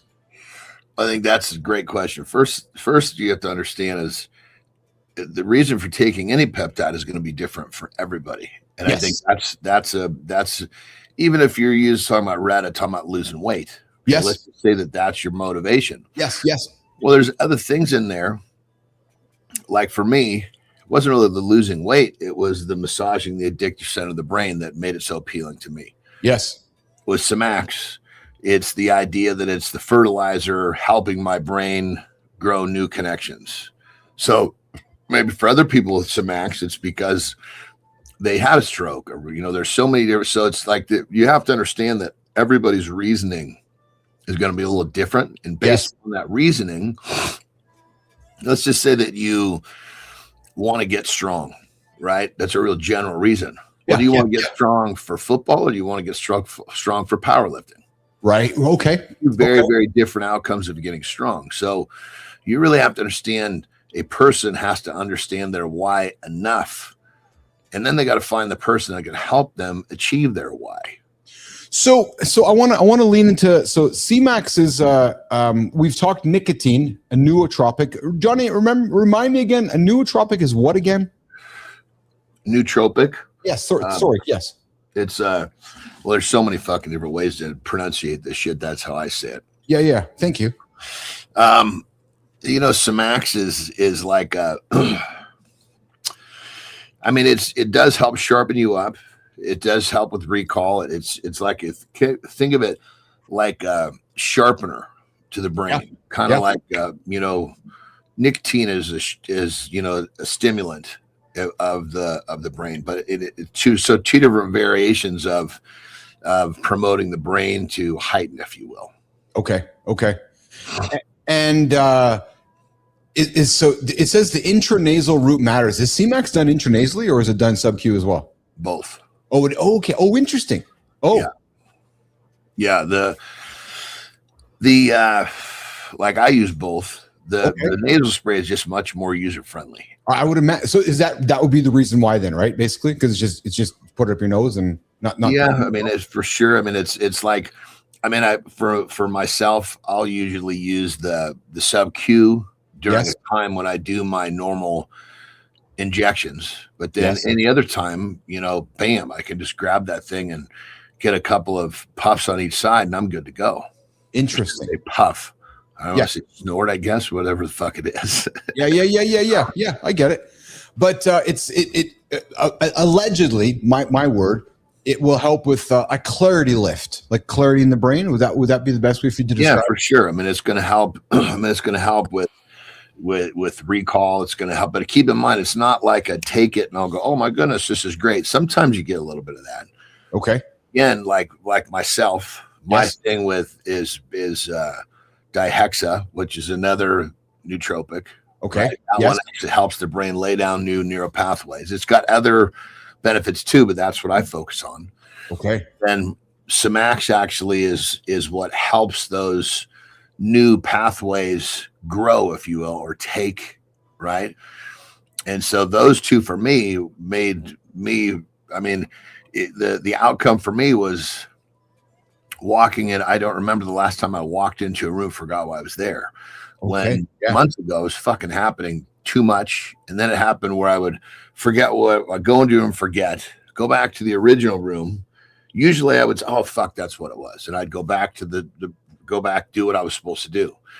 And it went from other room, forget, back to the original room. Fuck, I still don't remember. Now I've just forgotten altogether. Period. End of story. Okay, this is not a good pattern. No shit. Yeah. So that's why I started this. And now I don't go to other rooms and forget. Oh, interesting. Sometimes I might have a brain fart on the way, but I can tell it's right there. Yeah. And I'll Interesting. pull it back up. But I don't remember the last time that I actually had to go back to the first room to trigger my brain or see something that reminded me. Any type of side effects or adverse effects you have experienced on using CMAX? No, but I guess I don't abuse. Yes. And I also understand that there are times and pairings that I should use it with. Okay. Like this is not something you want to do right before bed. Oh, okay. Tell me why. Well, so you could argue that Samax putting your brain on more of the let's say it makes it more on the active side. Oh, right? Yeah. So why would you want to do it going to bed? Yes, of course. And if you're one of those people, most people go to bed and they start thinking about all the shit that they have no possibility to control. Yes. It just makes that worse. I get you. But as the other side, Solanka is kind of its brother. Yeah. So that would be the one that I would use later in the day because that actually helps the brain. It helps the amygdala settle down, and the amygdala is the one that's creating all those worries or that anxiety over shit you can't control. Gotcha. So I'm now on Tessa, IPA, BPC 157, the gold stack, of course, and GB 500, GHKCU, which is the glow. Yeah, and and I've been tracking everything. I started a journal. I've been tracking everything, pictures, writing, like everything that's going on. I can say I've had no adverse effects. So at this point, it sounds like you've noticed just a pinch with some of the little less interest in food, which is good. Yes, Remember your sweet spot. I want you to repeat this to me. Your sweet spot for what you're trying to do, same as mine. Yes. Don't care about food, but when it's time to eat, no problem. So yes. If ever you go, shit, I forgot to eat, maybe you're only 20 minutes late, you go to eat and you're like, oh, fuck, I'm having a hard time getting this down. We went too far. Okay. Yeah. But if it's time to eat and shit, I forgot, no problem getting it down, back to what I'm doing. That's right where we want to be. So I want to lean into your words you said by having trouble getting it down. So I'm eating and my body's going, I don't really want to be eating this right now. That is when I'm saying to you that's my sweet spot. I just want to be clear on that. Is that correct? Whatever it is that makes it, that could be one of the signals. How about any signal? Yes. That makes it hard for you to get that down other than the fact you just don't care. Okay. So a lot of times people have so much interest in food. Well, I really don't want to eat it. I didn't ask what you want. Right. I asked, can you get it down with no problem? I see. Because they connect with, oh, well, yeah, I don't want this. And they think, well, perfect. I shouldn't eat that. No. Yeah. That makes sense? It does. Absolutely. So it's like I don't have any interest in brushing my teeth. Yeah. No problem doing it. No, yeah, exactly. Yes, 100%. So let's just pretend that, I got fucking whacked in the face by a fucking baseball bat in the backswing when my grandson was fucking, yeah, we were playing and my fucking shit was all swollen. My gums were all fucked up, Yeah. Okay. I might not be able to brush my teeth. Yeah. Yeah, 100%. Yes. So let's just taking the Retta trade. I mean, so, if one does too much Retta, what kind of side effect or adverse? Like I'm sure you have done it. What's happened? You just felt shitty, like you felt really sick. Well, I mean, what happens is if someone takes too much, it turns into a not eating mechanism. I see. So forget Retta. Anytime you find a mechanism that helps you not eat, you're gonna have the same problems. Bingo. Yeah. Bingo. I get you. Yeah, I get you. 100%. All the GLP family is really good at helping people not eat. And they think, oh my God, they see most people spend so much fucking time eating fucking bowls of lettuce and celery and drinking fucking water, trying to create the feeling of full. Yes. They think if they're not hungry, they're winning. Yes. No. That's not the way this game works. I just have a fridge full of protein, dude. That's it. Open my fridge and I got either this family of protein, this family of protein, this family of protein. It's just like, okay, I'm just going to eat it. So here's my last goofy question before I'm going to get you out of here. So forgive me for being the goofy little guy. I got to think I'm not the only person with this challenge, but what do you do when the vial is almost, not that I've had it, but I was thinking about it yesterday. I'm thinking, when it starts to get to the end, how do you get the last few drops out of the vial into the syringe? Because you're like, fuck, you're trying to maneuver it. Is there a trick? You know what I'm trying to say? Or I'm like, dude, you're just a fucking nutty little fucker. It's really scientific. You ready? Yes. You take the needle. Yeah. Put it in that little rubber cork, just a little bit. Yeah. Just estimate where the tip of the needle will be just past the cork. Oh, and then tip the whole thing upside down. Yeah, don't touch the bottle. Pull the rest into the fucking syringe. Problem solved. There you go. Tricks and tips from my brother who's done it a few times. Keep in mind, if you stick that needle all the way in there, now this is what you're looking at. The liquid might be here. The hole's up here. You gotta get the hole under the liquid. So push it through just a little bit. Let go of the fuzz. So you're holding the vial down here, pin up here. Push it through just a little bit. Yeah. Let go down here. Tip this whole thing upside down. Don't touch the vial ever again. Pull everything off. Then you touch the vial for the last time. Throw it in the trash. Oh yeah. Thank you. I was because yesterday I tried something last night too, brother. I tried because I was asking, do I refer? You said to me, let me back it up. I said to you, do I fill my syringe and then load them in the fridge? Or you said whatever works best for your routine. So last night I did my evening routine, and then I set my routine for this morning. I got all my syringes ready, and I don't know if it worked better for me, but that was just that's what I did. So, but I want to end it how I started it. I'm fucking because I know how I am. When I get into something, I'm all in, and right now I'm just fucking. So now I'm like, okay, I think I should probably think of ordering more, and when am I going to get more? And it's just. And then I'm like, so right now is the time when you want to use all that analytics. Yeah. Use that analytics just basically kind of like you're doing to understand what's happening to your body as we move through these different protocols, because the place that helps people the most is to focus on what's happening versus what's supposed to happen next. Because if you're looking over there, you're not looking right here. And right here is our data. I am very much data for you. Yeah, I'm very much in. Thank you for that, but I'm very much in the awareness of very much. As long as your self-awareness is maxed out, then spread your learning. But the first and primary learning is write what's in front of you. And then last thing from you too is you know what I'm purposely not doing, rightly or wrongly, but I'm purposely not doing. I'm actually not weighing myself. I'm just taking pictures. Because I don't want to teach others to get caught up in the fucking scale. Well, and even the pictures can be a distraction. The true thing would be find a pair of pants that you have a hard time buttoning up, put them on, spend a few minutes making some mental notes or even take notes. Yeah. Take them back off. Yeah. Put them at the top of the closet. Yeah. Never wear them.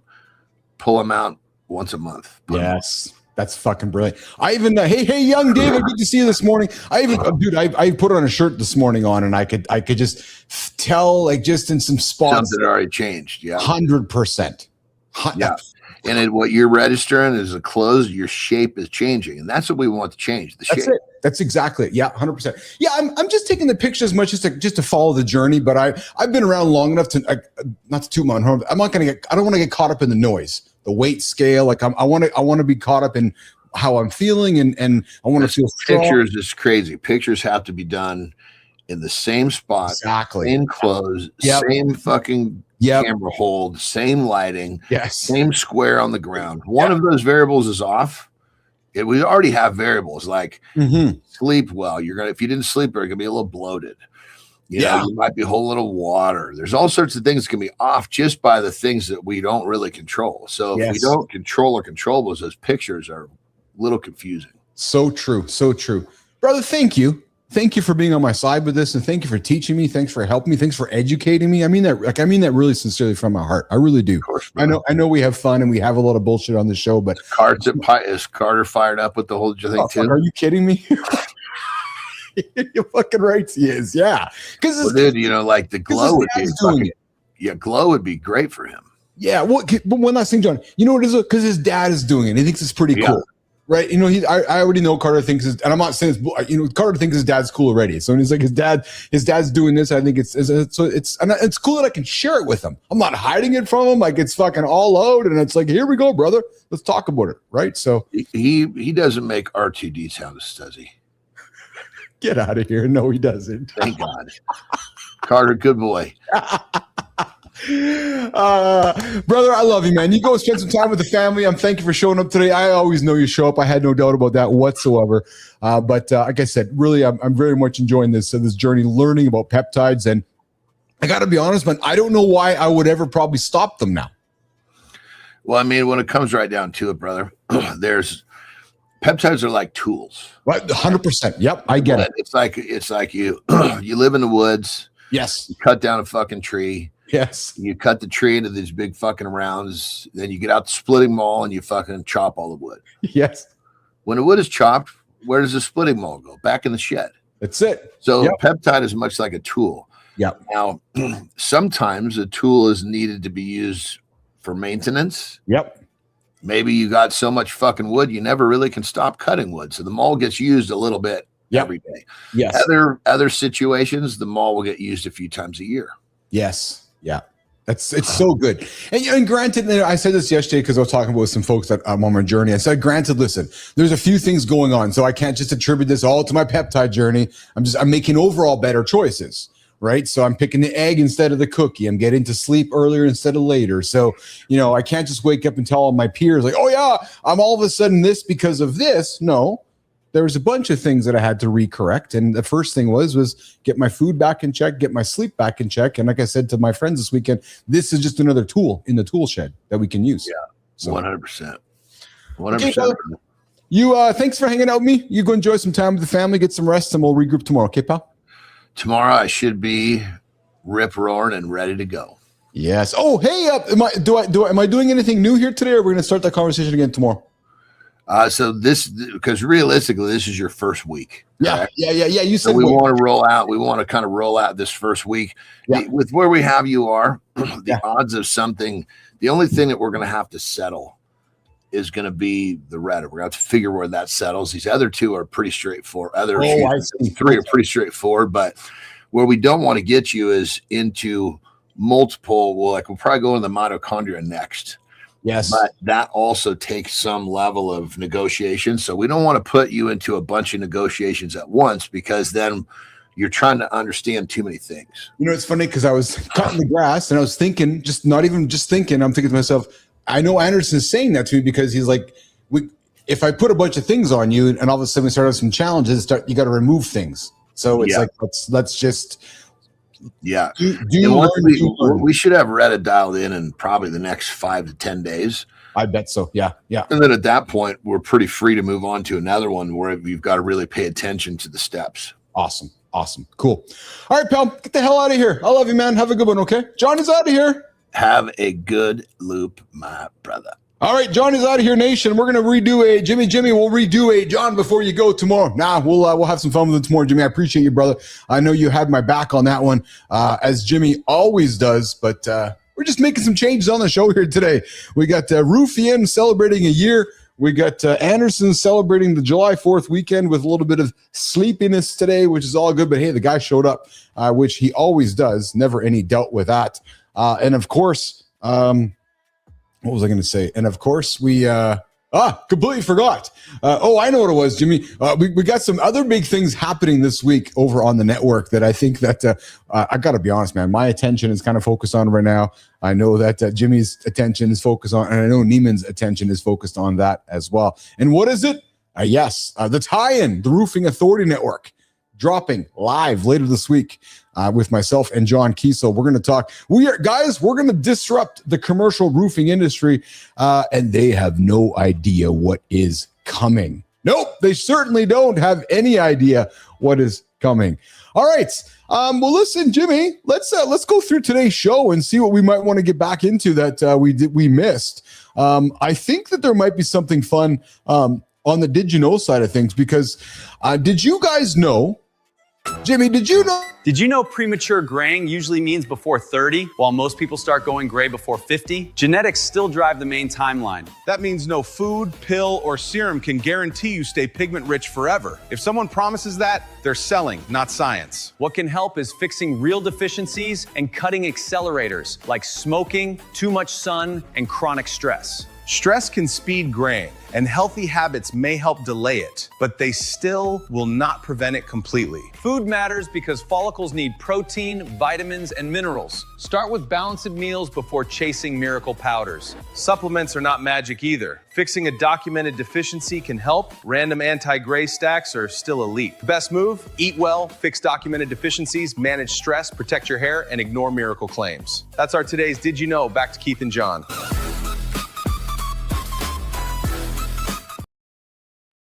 So Jimmy, I didn't tell you this, Jimmy, but I had this section specifically when Jon and Cheryl aren't here, or Dwayne, or any of my friends that we hang out with on the show, because they don't have hair. Yeah. So guys, to all my friends out there still with hair, you can stop your hair from going gray.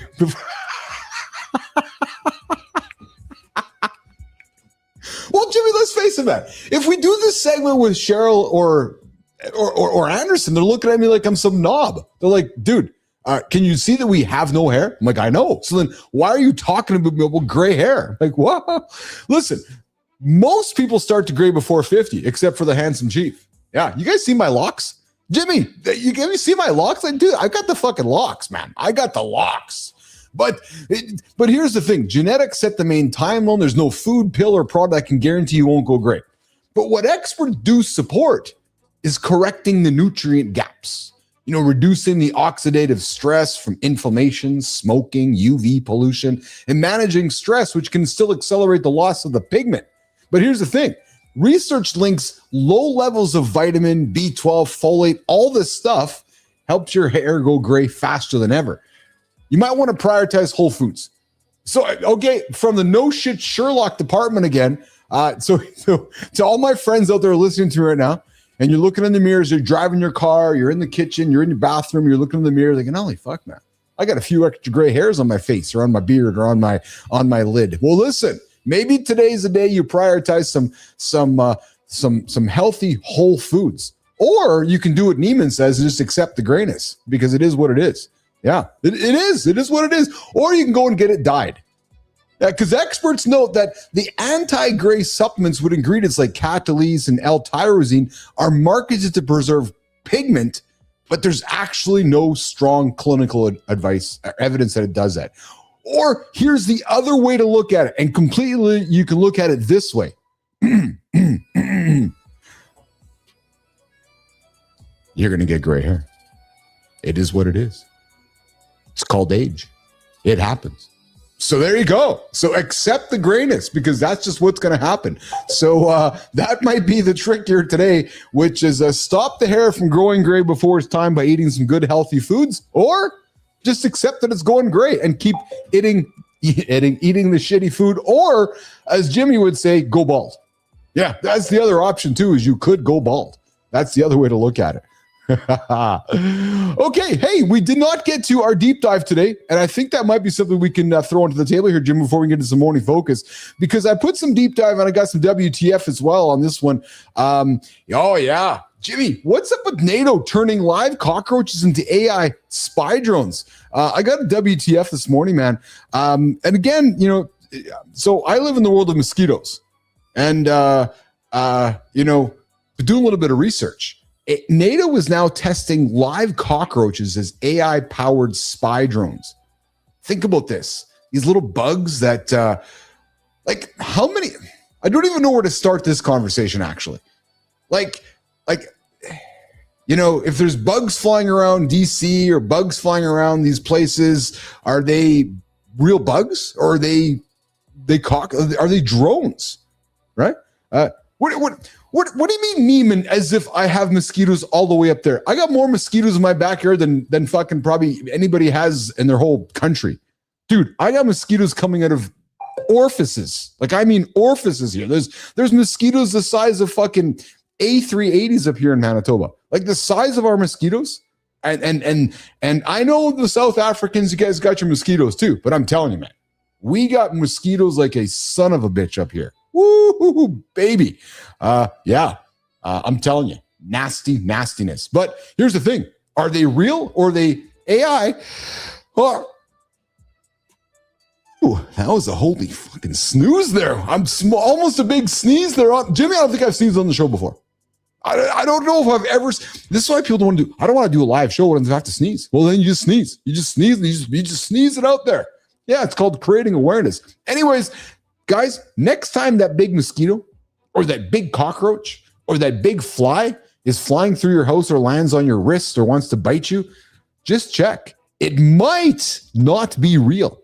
It might actually be a cockroach or a mosquito or a fly powered by NATO. Yep, that could be it. That could be it. All right. Why disciplined men go quiet? Why do they? And why do disciplined men quietly hate their lives? All that and so much more. On the back 30 minutes with Mornings in the Lab with Keith, Jon, and the Morning Focus. But first of all, the deep dive. Why disciplined men go quiet and quietly hate their lives. If this is hitting a little too close, good. That usually means we found the real conversation. Because discipline is easy to praise from the outside. It's harder to admit when it starts costing you peace. So let's stop worshiping the routine for a second and look at the man underneath it. What is he building? What is he avoiding? And who does he become when the checklist is gone? That's where this conversation starts. Not with more habits, but with the truth behind them. Chief and Jon will take this one into the room. A lot of men are going to recognize themselves here.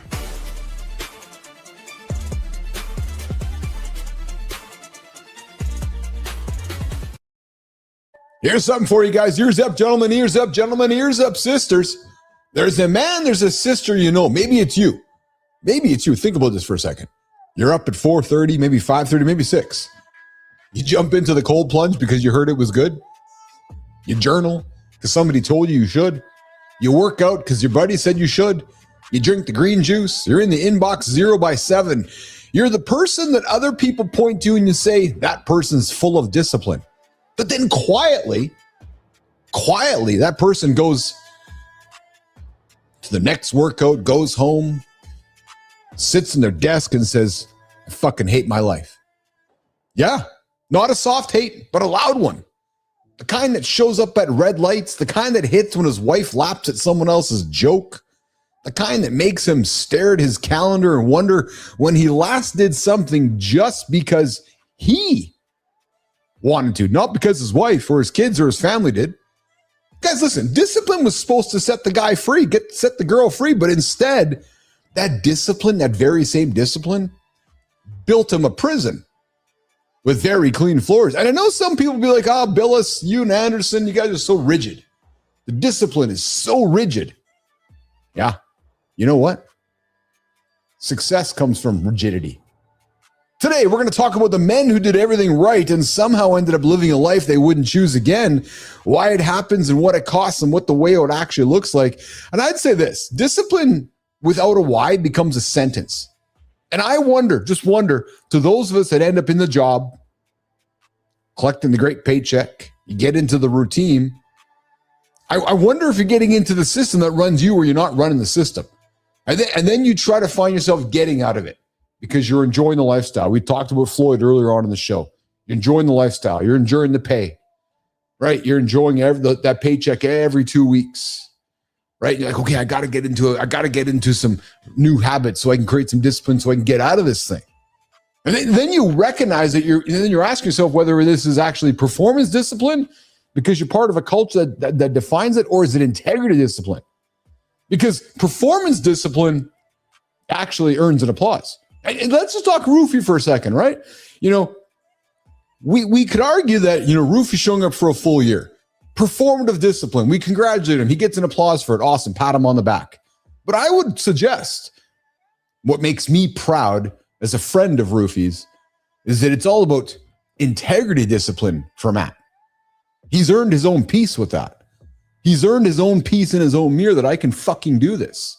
That's discipline. And then what I suspect happened for Roofy is that, his wife notices, holy shit, Roofy's doing this. And then his kids noticed it. And then what happened was that Roofy notices it last because that's what happens for him. And I would say that's probably the good side of positive discipline, right? Integrity discipline.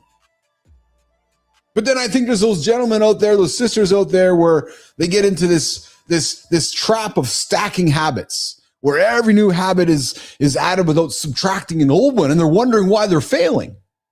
It's like, oh my goodness, I'm still failing. Yeah, because you haven't subtracted the old ones. Sure, you got to bed earlier, but you're still eating the shitty food. And hey, I'm the first person to say that I have been battling that my whole life. Talked about it with Lauren yesterday, the addiction to food, the addiction to self-sabotaging behaviors. Yeah, I'm with you, Neiman. I love that, right? Performative discipline versus integrity discipline. So here's the thing. There's actually probably, I think we just discovered it. There might be a brand new segment out of that because you can jump onto any social platform, especially LinkedIn. Hey, Neiman, especially LinkedIn. And I would say to you, there is a ton of performative discipline posts that actually are not wrapped in integrity discipline, right? Roofie successfully completed 261 shows. That's about integrity. That's not performance. Sure, he's entertaining and informing. And sure, maybe on the early days, it's like, oh, yeah, I'm going to do this. There's a certain sense of performativeness about it. But dude, you don't sacrifice the kind of stuff Roofie does without that integrity to deliver. It's funny because there's a few people in our world right now, Neiman, ears up. There's a few people in our world right now that clearly have no integrity when it comes to discipline, right? Just react, and ask, and no respect for those people, other people, right? So I will say that, this idea, men that are confusing dopamine of completion with the dopamine of meaning, there's the other thing. Right? Think about this. Let's go back to my buddy Roofie. I love him, man. Did Maddie confuse the dopamine of completion with the dopamine of meaning? No. I think Maddie knew that his journey was about meaning, right? And that he felt the same in the moment, but opposite the next morning, right? And I suggest that the man who hates discipline is usually the discipline that someone else gave him or her. Here's the question. Here's the rhetorical question for the community today. When did discipline stop being a tool and start being your identity? I don't know. Has that been a big challenge for you? If you took your morning routine away, would you still know who you are? Are you still the same person? Right? Or are you disciplined because you love what you're building? Or because you're afraid of what happens if you stop? That's scary. Maybe, so it's funny because when I see this question, it makes me pause, right? Am I disciplined because I love what I'm building or because I'm afraid of what happens if I stop? Well, the crazy thing is if I stop this, I still get up the next morning. If I stop this, I still get up and do the same thing. So to me, this is what I do. Discipline is getting to bed, getting up and getting after it. Whether I'm doing this show or something else, I'd like to say that my discipline is based on what I'm building, not because of what happens if I'm stopping. And then, the last rhetorical question I'll throw to you guys is this. What did you sacrifice to get this disciplined? And would you trade it back? Interesting. Discipline, guys, let's face it, man, it creates freedom. The more disciplined you are, the better your life gets. You build the routine, you stack some habits, you win the morning, you win the day, you win the decade. It seems so simple. Or is it not? Is it not? Or is it more about the disciplined man is running from something? Maybe he's not running towards something. Maybe they've replaced therapy with kettlebell and they've called it growth. Maybe the growth is the addiction now. Is that the contrarian take to it? Is that the guy who's actually not disciplined about trying to get something done? He's actually trying to be disciplined running away from something. Is it a marriage? Is it a relationship? Is it work? Right? But then there's one last side of this whole thing with this conversation, which is discipline is a verb that's often confused with it being a personality. Think about that for a second, right? Discipline's a verb, but yet we so confuse it with, it's Keith is disciplined. It must be his personality. Is it? Maybe you got to use discipline at a point in your life that you actually want and it works. Maybe you have to use it to outrun the life you actually have and maybe it eats you. The question isn't how disciplined are you? Maybe the question is, what is your discipline pointing at? And do you still believe in the target? So guys, girls, as you're starting your day today and you're getting up, you're getting after it, and you're achieving some big ass audacious goals, ask yourself that question. The question is this, is what's your discipline pointing at? And do you still believe in the target? All right, coming up, the morning focus. It seems like the last 50 years, is clearly coming to an end. And it's clear to me that the last 50 years are over. And it's clear to me now that the next 50 years are rapidly emerging in front of us today. That monologue. We're not living through a minor cultural shift anymore. We're watching the old rules fail in work, leadership, health, and trust. The last 50 years gave us structure, ambition, but structure becomes a trap when the world changes underneath it. We were taught to collect credentials, titles, houses, and approval. That isn't the same as becoming useful, awake, or fully human. The excuse is comfort. We call it tradition because that sounds noble, but sometimes it's just fear protecting familiar systems. When we keep defending outdated answers, we lose time, trust, and self-respect. Then our kids inherit confusion with confidence. The past still deserves respect, but respect doesn't mean obedience when the rules no longer match the life we're trying to build. AI changed value. Longevity changed health. Creator media changed trust. We can't meet a new operating system with old instincts. So we're starting with the question underneath everything. Keith's about to break down why the last 50 years are over.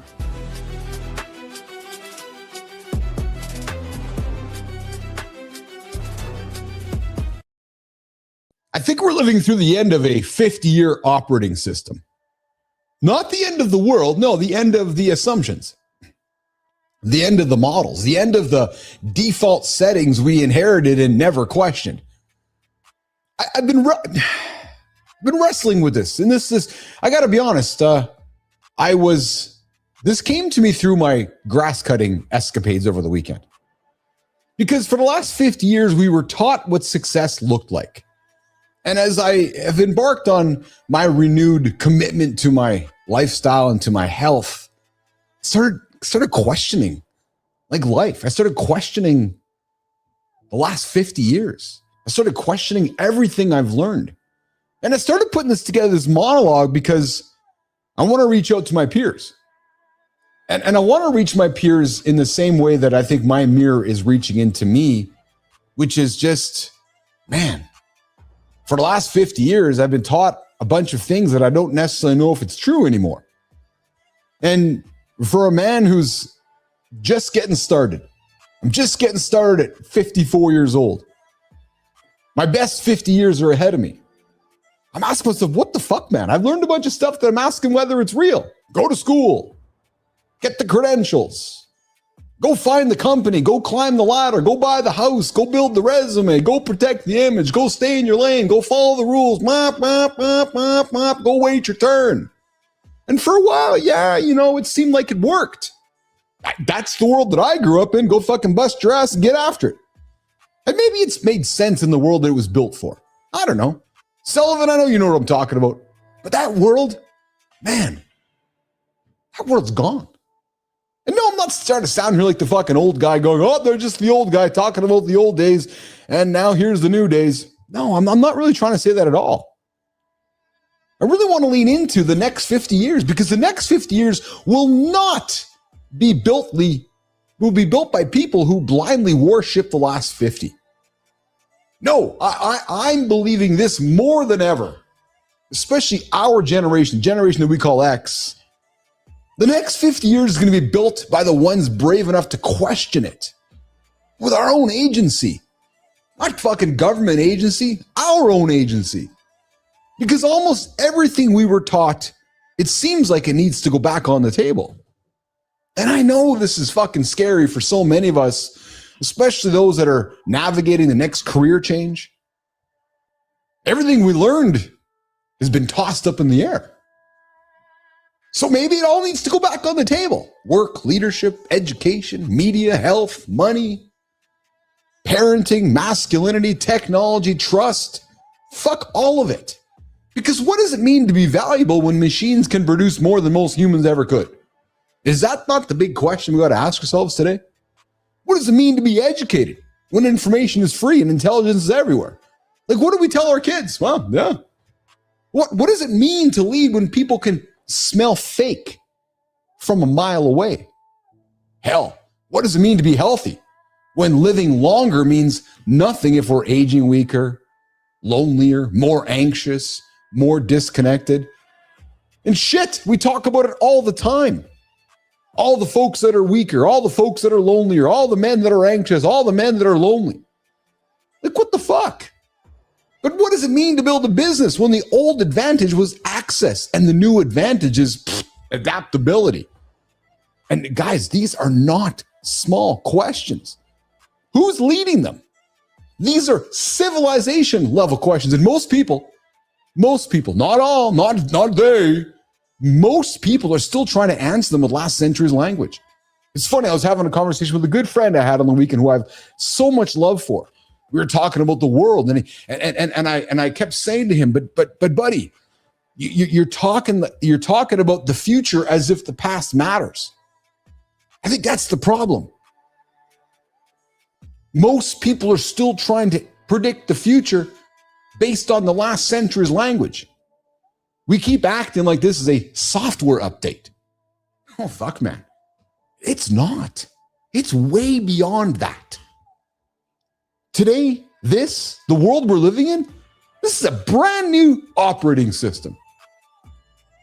Institutions being questioned, experts being questioned, media being questioned, workplace being questioned, bodies, stories, everything being questioned.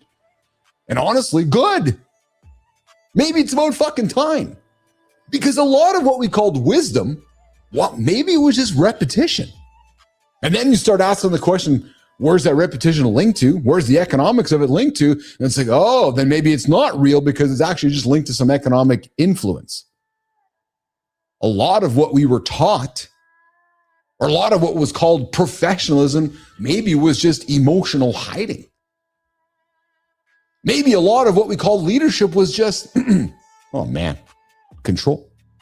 Maybe a lot of what we called productivity was just exhaustion with better branding. And maybe a lot of what we called stability was people quietly dying inside while looking successful on paper. I do not think we are here to politely preserve the past. I think we're way beyond that. Actually, I think we're here to examine it, respect what worked, thank it, learn from it, and then have the courage. Well, or do we? Or do we as a society? Do we have the courage to leave behind what no longer serves the human being we are becoming? Do we? Because the next 50 years are going to be unlike the previous 50. The next 50 years will demand a different kind of person. Is it you? Is it you? Not just smarter, but more awake. Not just more productive, but more alive. Not just connected, but more human. And not just informed, more discerning. More integrated. The next era will not reward the people who memorized the old playbook or carried the checkbook around. No, it's going to reward the person who can ask better questions, who maybe, just maybe, can unlearn what they have been taught for the last 50 years. The person who can adapt, the person who can stay human in a world trying to automate absolutely everything. Or maybe it's the person who can build trust in a world drowning in content, trying to find the signal within all the noise. Or the person who can lead live, not manufactured. Or maybe the one who can stand in the room without the armor, or who can say, maybe everything I was taught got me here, but it may not get me there. And guys, that sentence matters. It does. Because the danger right now is not change. No, the danger is loyalty to a world that no longer exists. And hey, to those you caught up in it, wake up. It's not here anymore. The danger is pretending that the next 50 years will be a slightly faster version of the last 50. No, my thought is it's not. Guys, the ground's moved. The ground's changed. The ground is different. AI has moved it all. Longevity has moved it. Remote work moved it. Creator media moved it.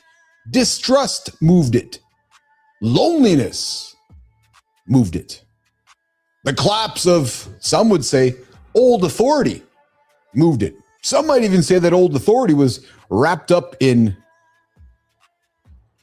media. So the question now for all of us is this: whether we are willing to change with all of the past. The question is whether we are willing to change with that. And that starts by questioning everything that we have learned.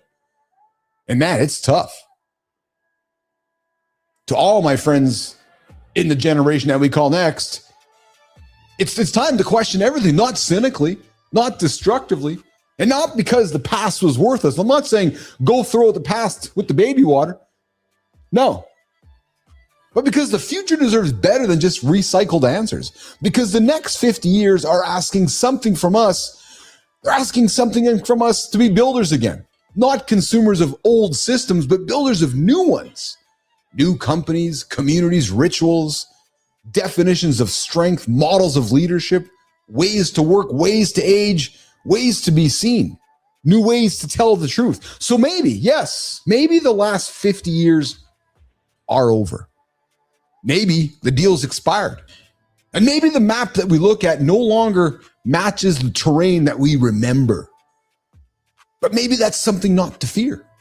Maybe guys, maybe that's just the invitation. The invitation to stop defending the old world, the last 50 years. You know what it is? It's time to fucking wake up. It's time to wake up and not hit the snooze button. It's time to wake up and start building the next one. Because someone, is it you? I'm putting my hand up. Roofy's putting his hand up. Anderson's putting his hand up. But are you putting your hand up? Are you someone who's going to set the tone for the next 50 years? Or are you someone who's going to sit back and bitch about the last 50 years? Because someone's going to write the new rules. Someone's going to define what leadership, work, health, media, trust, and community can become. So why not us? Why not you? Why not now? Why not live? Why not human?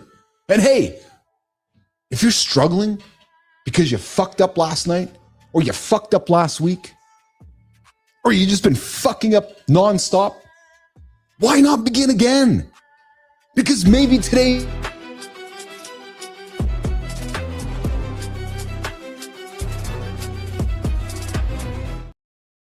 Oh man, I missed my button, Jimmy. There it is, right? Oh man, I missed my buttons, and there they go. Boom, there we go. All right. Hey guys, we're wrapping up. We are wrapping up the big show we call Mornings in the Lab. You know, I got a confession to you guys. I didn't know if the whole show was going to go today. I didn't tell Jimmy and Neiman this. Massive fucking storms outside right now. Like rain and wind, and I'm thinking to myself, I got nothing but lightning and shit before I got in the show. And I was saying to myself, okay, Roofy's here, because I thought that I was going to lose the power. I thought something was going to happen. And sure enough, right now, what's going to happen?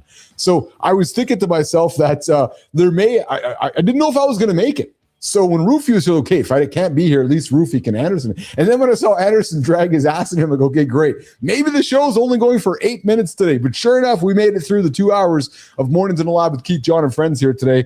A lot of fun. I hope you guys enjoyed the show as much as I had fun in delivering it. But we made it. The storm is here. The storm's outside, but we made it through it. And yes, we certainly did. Okay. So it's time to get out of here. My body is telling me it's time to get out of here. Yeah, it sure is. Because, Jimmy, I missed my window for the old bladder check for the focus. Because I didn't have to go, but I got to go now. So, guys, we're back at it tomorrow live, 8 o'clock Eastern time, 7:30. Roofy warms us up with Kindness Rising. And then myself and Anderson back live, 8 o'clock Eastern time on Mornings in the Lab with Keith, Jon, and friends as part of the Mornings in the Lab Live Authority Network. My bladder says it's time to go. Good time. Good time. Good time. Good to see you out there, pal. Thanks for jumping in to say goodbye. Peace, brother. Sullivan, Jess, Cheryl, Young DC, Holroy, the entire gang. Thank you for hanging out with me this morning. Hey, good time. I never heard from you from the weekend. How was your July 4th weekend? What did you guys do out there? Did you have some fireworks? Would love to know what was going on in your world. And if you got stuff you want to throw onto the show there, Charlie, keep sending me those texts, 431-300-3005, 431-300-3005 to get you into the show. Charlie, I appreciate you, man. Nation, I appreciate you guys. My bladder's calling. We'll see you guys in less than 24 hours. That we call Mornings in the Lab with Keith, Jon, and friends. We'll see you guys tomorrow. I'm out of here.